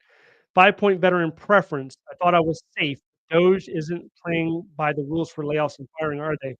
No, no, no, they're definitely not. But is my understanding currently right now, we're not in the RIF phase. We're in the arbitrary probationary firing phase. So, were you impacted, Spidey sense? If you wanna share that, were you impacted directly, or you still have your job? Lana, I have 30 years and 51 years old. There's no chance for VERA right now in my agency. I'm a service-connected veteran. I'm not sure what to do. So scared I'm going to lose everything. You have 30 years. If you have 30 years, you're eligible. So for VERA, I don't know why you say that you're not eligible, because the VERA criteria is either you're 50 years old with 20 years of service, or you're into any age at 25 years of service. So if you got 30, maybe no, you got 30 years of service. You're telling me you got 30 years of service, so you would fit the criteria for VERA, unless your agency is telling you something else. If they are, please share what that is. Um, Ray, $5. Thank you so much.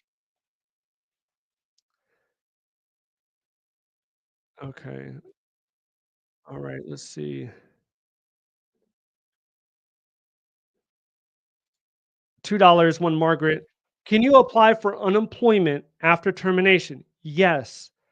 The concern is a lot of termination letters mention poor performance, and that is a criteria. The performance is a criteria through a lot of states. So, pretty much every state has something against misconduct. So misconduct can disqualify you from the majority of states. But there's 2 separate things. There's misconduct and there's performance. Some states suggest that if you have poor performance, like continuously, like you are continuously a poor performer, that could be reason to deny you from unemployment through your state. And what you should do is research your state and find out the laws as it pertains to performance. And what I would really do right now if I were you is use AI, so that way you're not wasting that much time. So use AI, and you don't trust AI, verify AI, but you can use it as a jumping off point, right? So you could ask something like this, like, "Okay, Texas, does poor performance as an employee prevent me from claiming or filing unemployment, in the state of Texas?" I could have done that more concise. So then, you'll see in Texas, poor performance alone does not disqualify you. If you were let go for incompetence, okay, so all of that, right? If you were fired for misconduct, you may be disqualified. So then what you wanna do is say, "Give me a link to that information." And then, ChatGPT should be able to give you a link, and then verify it. Verify with the state, like here, you have the state government's page. So you would go through here. This is a .gov through Texas, and you would see exactly whether or not you could file. So I would recommend everyone do that if you're concerned with, if you were actually terminated on probation and you're concerned whether or not you can file for unemployment in your state, I would do that. Thank you for that. Okay, next question is cruise addiction, $10. Thank you. I'm an attorney with the accepted service appointment with over 15 years with the government. Would I be treated the same as a competitive service employee in terms of a risk? Not necessarily. Everything that I mentioned about RIF, that was all coming from the competitive service. If you're in the accepted service, I would ask your agency's HR to provide information that would be the equivalent of what I just said. So you wanna ask for retention standings. How are retention standings governed or managed within the agency for accepted service employees? Because accepted service can have a completely different way of going about things. Um, okay. Next question, Joe, $5. Thank you for that. If accepted service Schedule A tenure for Title V, would they be entitled to 30, 60-day notice for a RIF? When do you think the RIF will begin per executive order? Okay, so you should get a 60-day notice for a RIF. Everybody should receive a 60-day notice. The RIF plans are expected to be to OPM, I believe March 15th. It could be March 13th. Let's just say middle of March. Middle of March, the RIF plans should be submitted to OPM. OPM is gonna mull them over, look at them, and then communicate with the agency. So then I would say probably, let's say a few weeks after that, in April, maybe April or May, or maybe if they're being hyper aggressive, it could even be the end of March. That would be a RIF. I don't Whether or not it will begin by executive order, yeah, it could. It could come through executive order, or it could come through your agency. Either way, it doesn't matter how it comes, it will come, and then you will see the extent of how it will impact the different offices and people within that agency. Okay,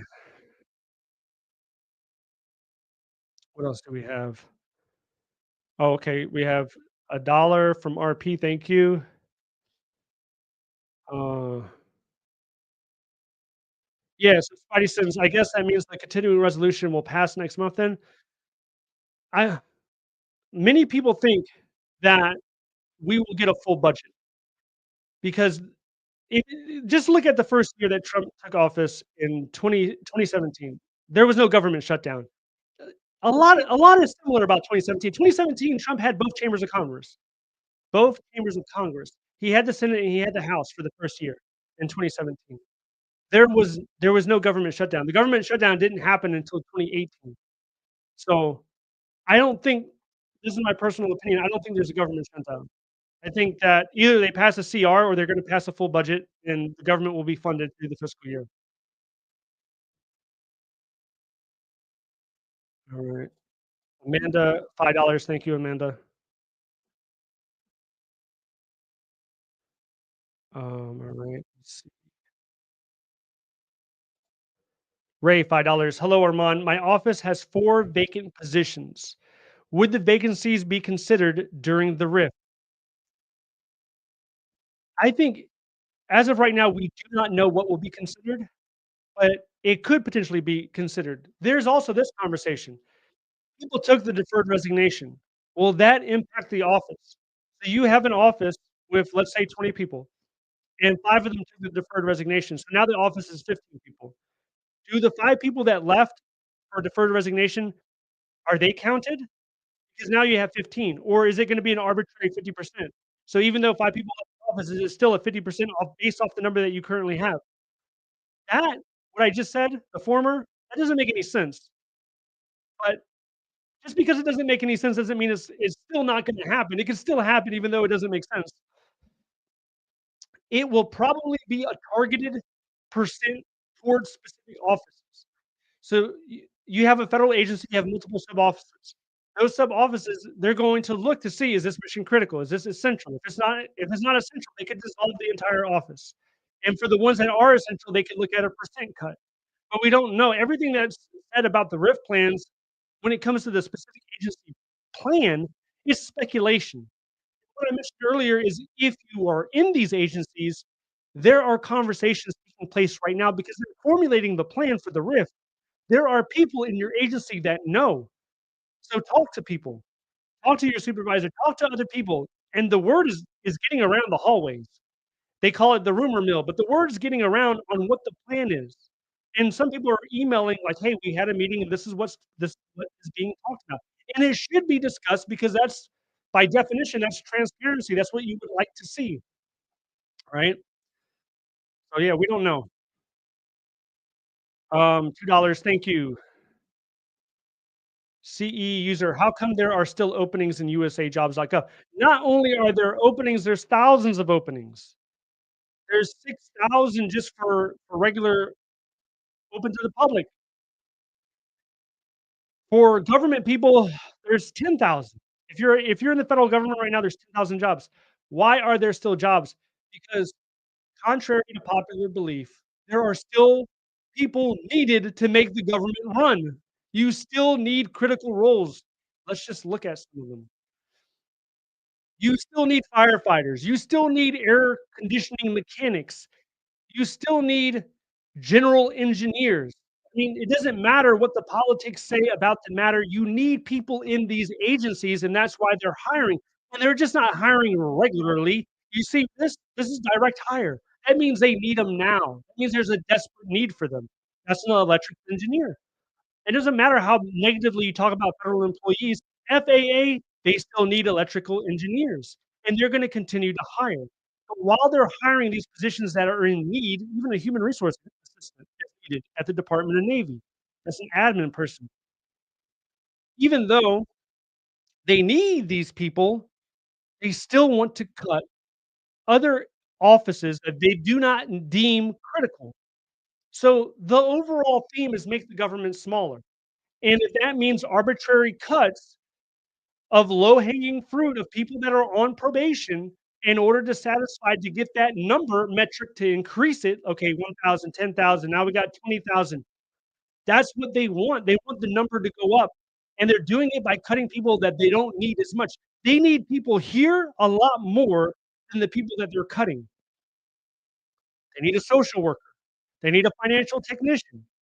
All right. Now, most of this is in Department of Defense. We went through the agencies earlier, but Department of Defense, Department of Justice, the VA, the Department of Homeland Security, the Department of Transportation, HHS, the Health and Human Services. They need people in their agency, and they're able to hire. So they're trying to hire people to resolve their pain point because they're not able to do what they need to do right now. The other agencies, they don't have that luxury. They're not able to hire. They're on an agency-wide freeze. What happens to them? They just deal with the pain. They just sit there and suffer until April, and then when April comes, they'll be able to hire as well. So that's why there's still job openings. Let's get that out of the way. All right. RP $2. Will military count for tenure? Well, no, it won't. And the reason why that military time doesn't count for tenure is the only thing that matters is, have you done 3 years in the competitive service? I don't care if you have 30 years of the military time, that's not gonna count towards 3 years in the competitive service. You can buy back your time in the military as a federal employee, but you still will not have 3 years in the competitive service. So you need that. Once you cross that threshold of 3 years in the competitive service, you are on a much higher standing than people who are not. You are in category 1. And to go through the categories, where is it? Right here. This is it. There's 3 groups. You have group 1. This is before veterans is even mentioned. Before you utter the word veteran or disabled, you go here. Group 1, highest priority, 3 years in the competitive service. You're a permanent employee. After that is career conditional or probationary people, and then after that is temporary people. Okay, so you wanna be group 1. Now there's not much you can do about it if you're not group 1, but if you're in group 1, that's a good start. Okay. What else do we have here? We got any questions? Yeah, Zach, do I think 0083 will be affected? I don't think 0083 is gonna be affected anywhere near as much as other positions. So right now, I would say, if you're in the trades, if you're a WG employee, you're probably gonna be in pretty good shape. If you're in a high in demand skill set like cybersecurity, if you're in, I don't know, AI in the sciences, if you're a medical officer, and the medical people in HHS and the VA, for the most part, not all of them, but I think for the most part are in good they're in a good place. But if you're like admin, if you're an administrative person and you're in an agency that is already under the target, like, education department, EPA, maybe the FDA, if you're in one of those as an admin person, yeah, you're probably more your risk increases. So, law enforcement, no, I mean, they're gonna need law enforcement. You got so many military compounds, you got so many government compounds spread all across this country, you're gonna need police officers. Now the question is, do they privatize it? Do they try to get contractors to do it? Like, is that gonna happen? They already have some contractors doing it, but I think there will be a need for federal employee law enforcement no matter what you do, no matter how you cut the pie, they're still gonna need them. Okay. Alright, Invictus, $5. Currently a bargaining unit GS-13, just interviewed and offered a GS-14. Congratulations on that. Will this put me back on probation? Non-bargaining. Okay, that's a little bit more risky. So, you need to ask that because the answer could be yes or it could be no. There's not gonna be a blanket answer for this type of question. You need to ask HR. They're gonna be able to tell you. Is this within the same agency? If it's within the same agency, it's less likely to happen. If it's in a different agency, it's more likely to happen as far as you being placed back on probation.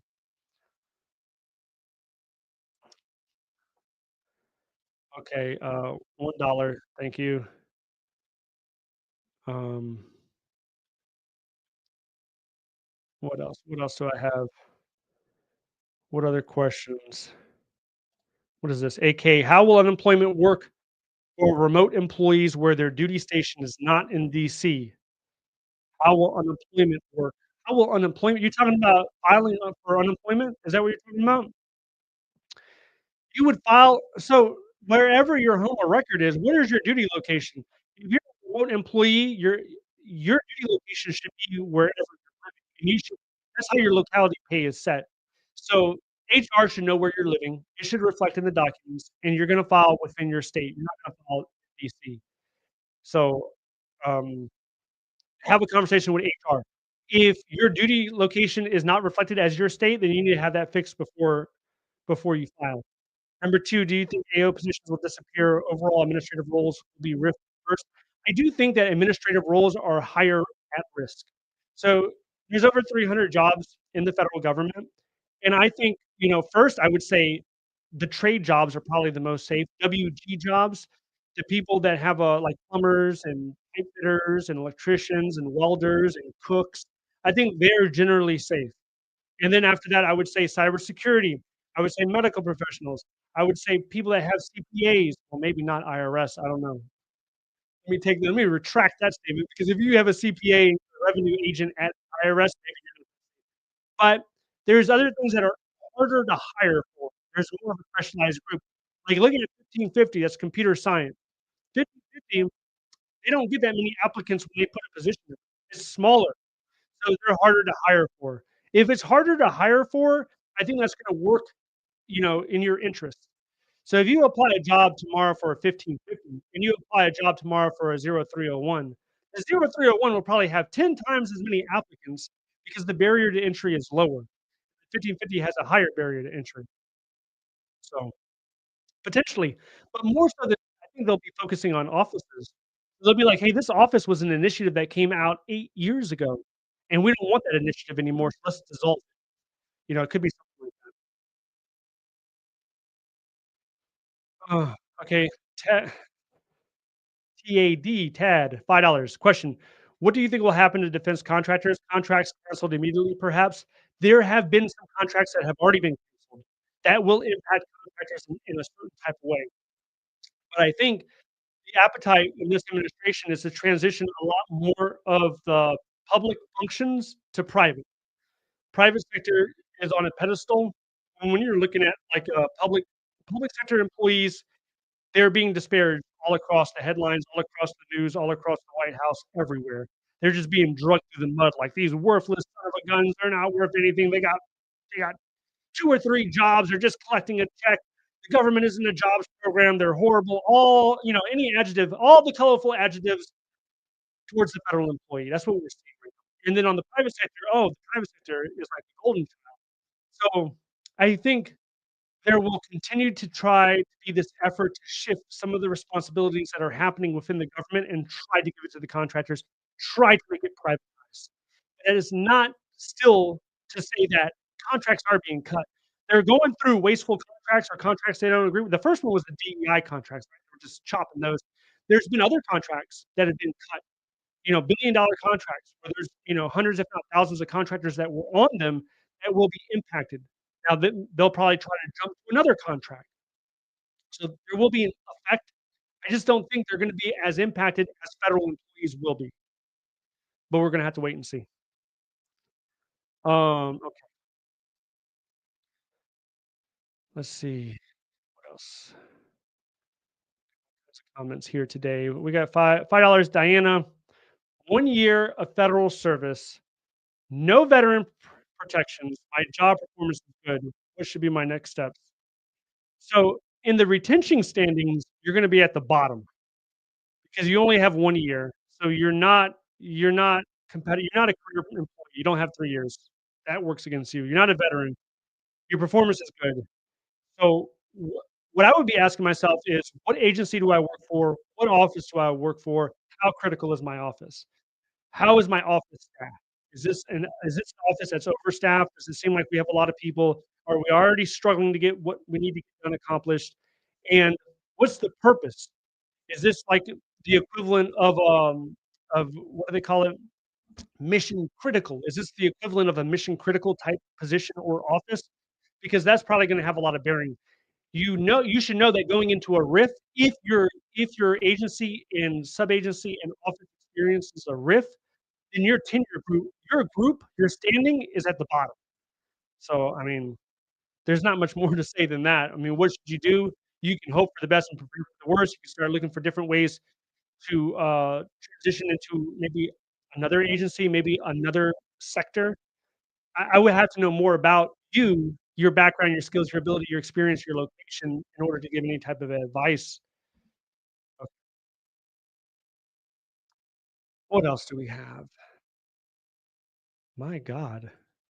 We got a $100 super chat. Hold up. Hold everything.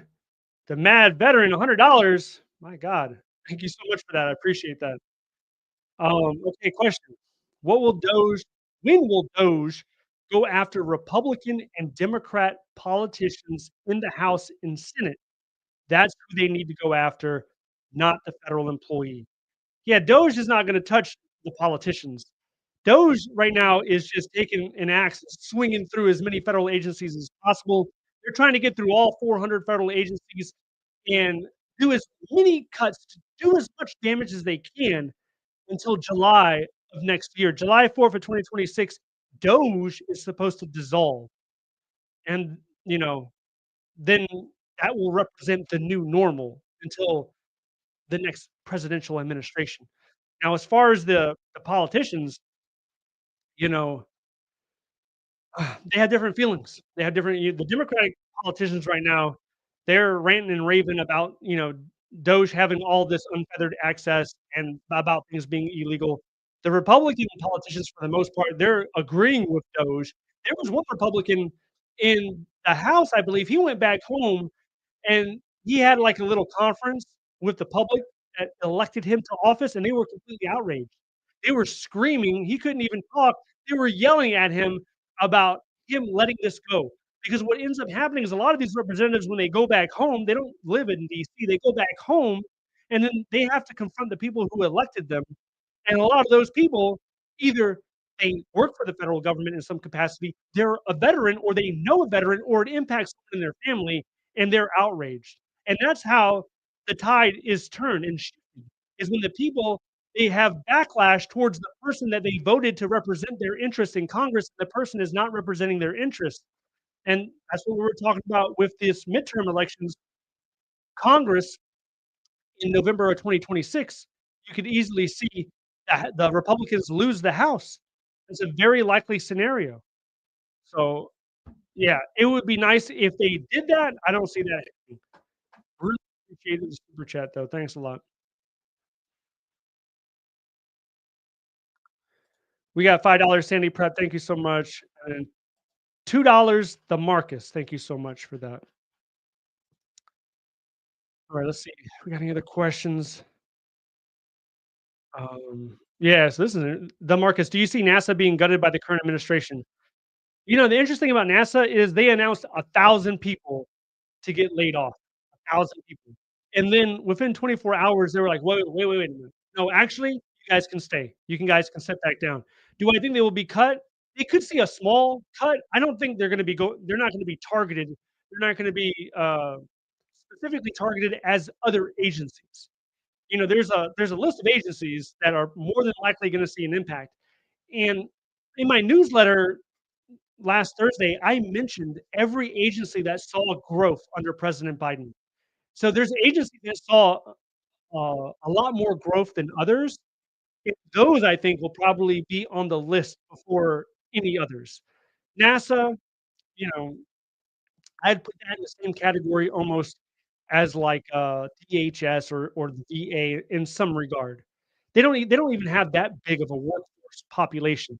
But we saw the reversal that happened with the people that they were trying to cut. I don't think they're gonna come after NASA aggressively.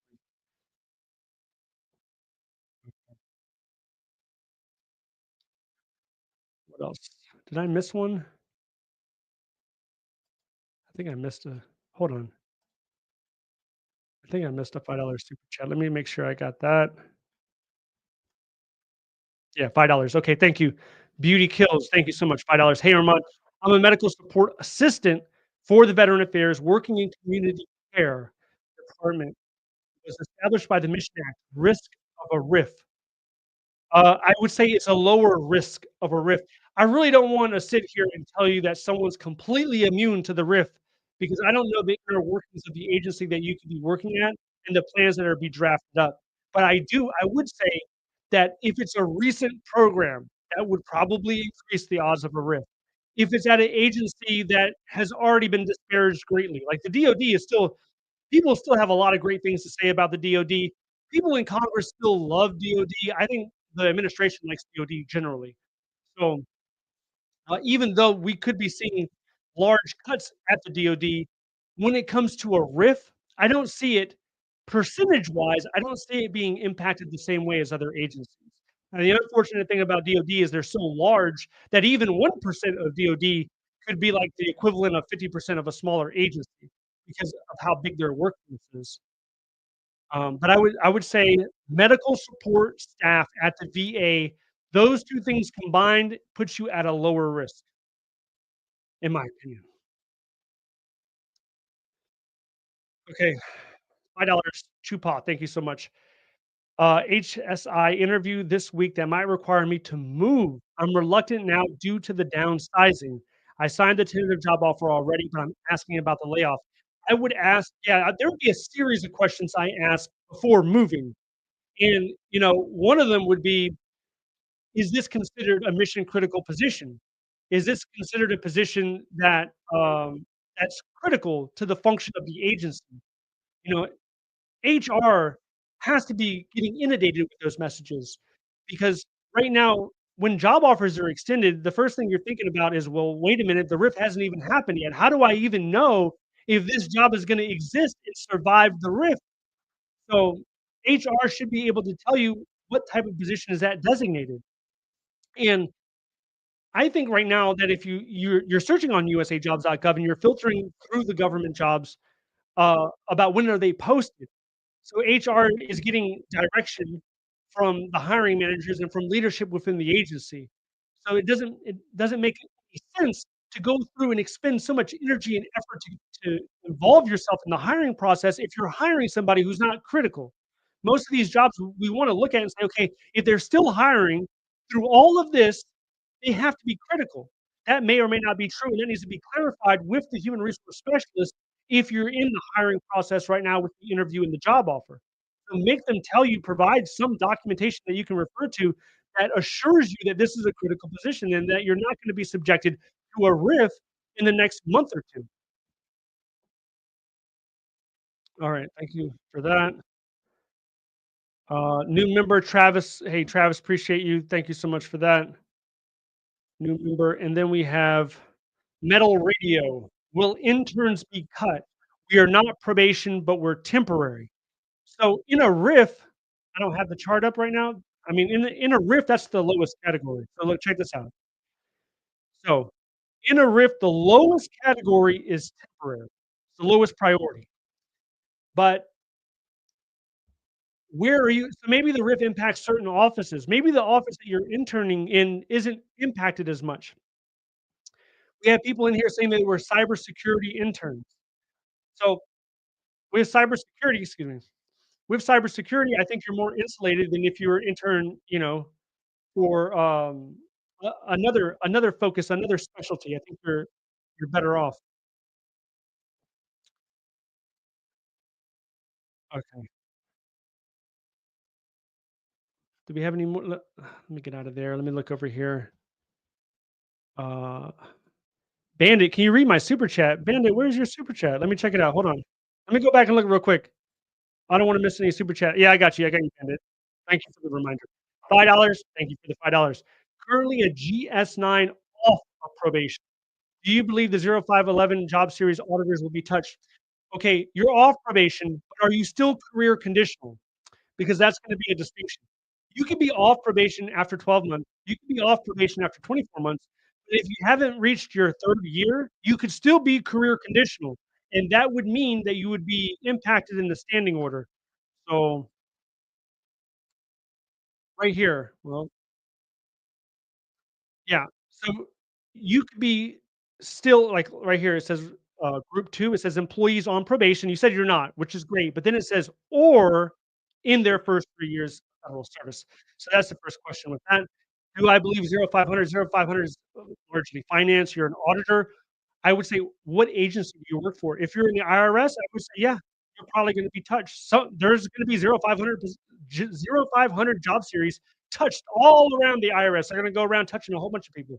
If it's not the IRS, okay, that's a different story. The agency is really going to tell the story here. So first, do you have the 3 years? If you have the 3 years, I would feel a little bit better. Are you in the IRS? If you're in the IRS, that raises the risk. If you're not, I feel a little bit better. All right, thanks for that. Did I miss anybody else? Um, oh, we got one right here. Francisco, $5. What about those who are Oconus, Hawaii, and have return rights to the mainland? So if you have return rights, those should be honored. And, this depends on your entire situation. What situation are you in? Are you under probation right now? Uh, you're gonna have to figure out where are you at in the standings? Is the RIF gonna impact you? But you should be entitled to return rights. You need to talk to HR about that. Okay. Is there a way hold on. Hide that.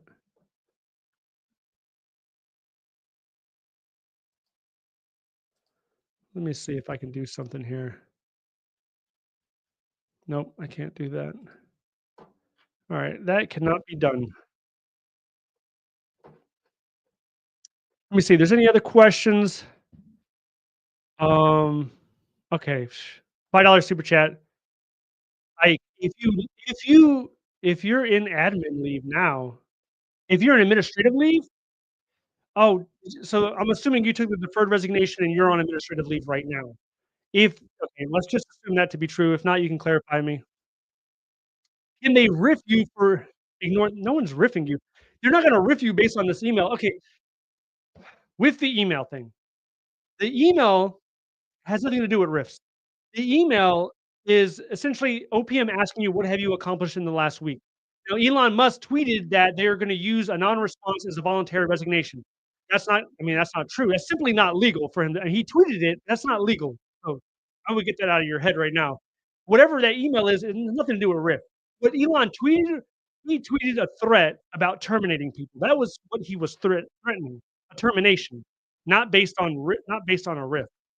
Um you're if you're on administrative leave, then you're on administrative leave. You're on leave. There's no expectation to you to respond to anything. Enjoy your leave if you're on administrative leave.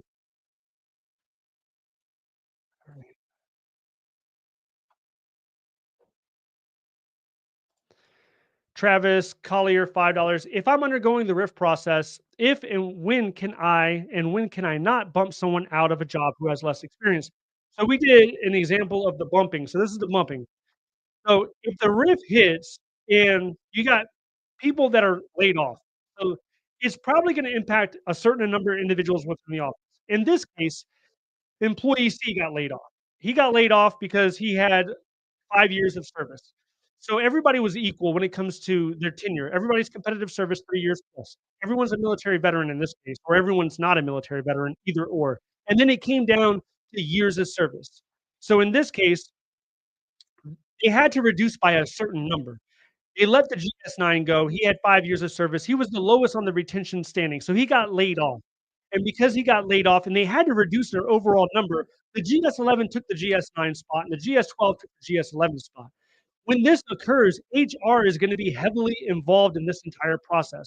So you're gonna have an understanding if this is gonna pertain to your situation. So it's gonna come down to the number of people that they have agreed upon, and when I say they, I mean HR and the agency's head. They have agreed upon how many people have to go in that office. Then after that, then that's when the bumping and the retreating will be able to take in effect. So HR. Um, what else? All right. Hey, we're past 2 hours, guys. I mean, this is gonna have to do it. I mean, this is I don't even usually go for 2 hours, but if you got a question there's a $10 I gotta answer this. $10 super chat. I'm a 10-month this is from MJ. Thank you for the $10. I'm a 10-month probationary period excuse me. I'm a 10-month probationary employee whose job was exempt from the buyout, from the deferred resignation. Okay. You mentioned talking to people on LinkedIn. Should I publicly or be DMing people since I'm still employed at a government job?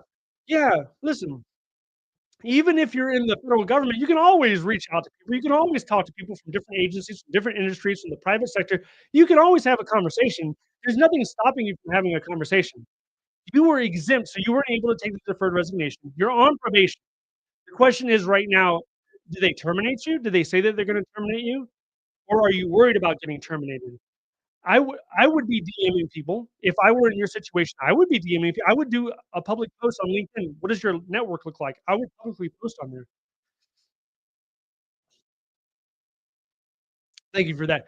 I appreciate everybody coming out. I know this is stressful, uncertain, crazy times. It normally wouldn't be like this when I do a live stream. Normally, we would just be talking about how to get a government job. How do we make sure that your resume is worded strongly? How can you pass the interview? That's what I've been doing for over a year and a half now. I've just been focusing on helping people get government jobs. And now the whole situation has been twisted. We've had a 180, and there's a lot of panic and fear out there. And, I'm glad that I'm able to provide some information to you. Hopefully it helps. If not, this could at least serve as maybe a therapy group where we can talk about it. We can at least talk about it, because what's happening right now is on another level. It's unprecedented. We haven't seen it. Even if you look at Clinton, even if you look at Reagan, really, we haven't seen anything like this, especially not the way that this is being carried out. But all things pass. All administrations come to an end. There are cycles. This cycle is hard and difficult for a lot of people, and, there's gonna be another cycle. You're gonna have to wait a bit, but there's gonna be another cycle. But I would prepare, while the current administration, they have both chambers of Congress, so it's gonna be like this, until November 2026, and then after that, we'll have to see what happens. And then in 2026, there's a couple key things, right? 2026, we got July 4th, DOGE dissolves. That's what we're expecting. DOGE dissolves. Elon gets out of the government July 4th, 2026. That's one benchmark to look forward to. The next one is November 2026. You'll have your congressional elections. The House will probably swing to the left, probably. And then that's another thing. And then after that, then you have the end of the administration, which will bring in a whole nother administration. And usually, when things get really radical on one side, they end up swinging in the other direction. So we have that to think about as well. Focus on what you can actually focus. Don't worry so much about what's happening, what's going to happen. Have your plan B and plan C. Make sure you have your exit path clearly laid out. Talk to your friends and family. See if there are other positions available for you. A lot of it comes from networking, especially on the private sector side. In the meantime, if you are a federal employee, focus on your work. Try to, you know, try not to let all the external stuff bother you and get to you too much. Obviously, that email bothers everybody, but that was the intent. The intent was to bother you. So be bothered for a few seconds and then put it behind you and just focus on what you can control, what you can do. That's the key to everything, I think. Um, Another super chat. I gotta answer this. $5. I'm an immigration. Thank you for the $5, Ed. I'm an immigration service officer for 1 year. Is it possible to get a job offer from ICE as a deportation officer? Would I be safe if I get it? So you could be, you know, it is first to answer your first question, it is possible. How safe will you be? It really depends. You're gonna have to do a deep dive on how critical this position is. Deportation, to even say the word deportation, that seems more secure. If you tell me that you're trying to get a position where you're facilitating the deportation process, well, I would say that the next 3 plus years, 3.5 years, you should have some security because they definitely want those people. They want to increase that. Not only do they want to increase it, even after the majority of the deportations have taken place, they still want a ready, competent staff to handle it. They want a robust ICE. That's what this administration wants. So I would say, um, $2. Wendell, 5 years at the IRS. Will we survive the RIF? Many people will not survive it. Thousands of people, in my opinion, thousands of people will not survive it. The IRS was at 65,000 or 68,000 in 2018 during President Trump's first term. Right now, it's at 100,000. So that's a difference of 30,000 plus. There's a lot of appetite to shrink it. Out of all the agencies, that's the one I would be concerned about the most. But we'll have to see how that unfolds. Okay, all right. Hey, appreciate everybody spending their Sunday with me. I wish it was under better circumstances. For thank you so much for attending. Thank you for the questions, the super chats. And if you want to do a one-on-one session, you can check out the links down below. You can schedule a call down below. If you're still trying to get a government job, there are federal resume examples down below. You can use that. There are people that are still getting out of the military and they're looking at DoD and they're going to roll the dice and they're going to try to get a DoD job. So there's still people applying each and every day. There are thousands of positions out there. So the way that the vibe feels is super anti-government. You know, if you have a government job, clinch it, and if you don't, you better not even try to get in, but there are thousands of opportunities, but it depends on your situation and your circumstance. Thank you so much, for joining me today. I appreciate it, and I hope you have a great week. Thanks, guys. We'll do it again next month. Bye.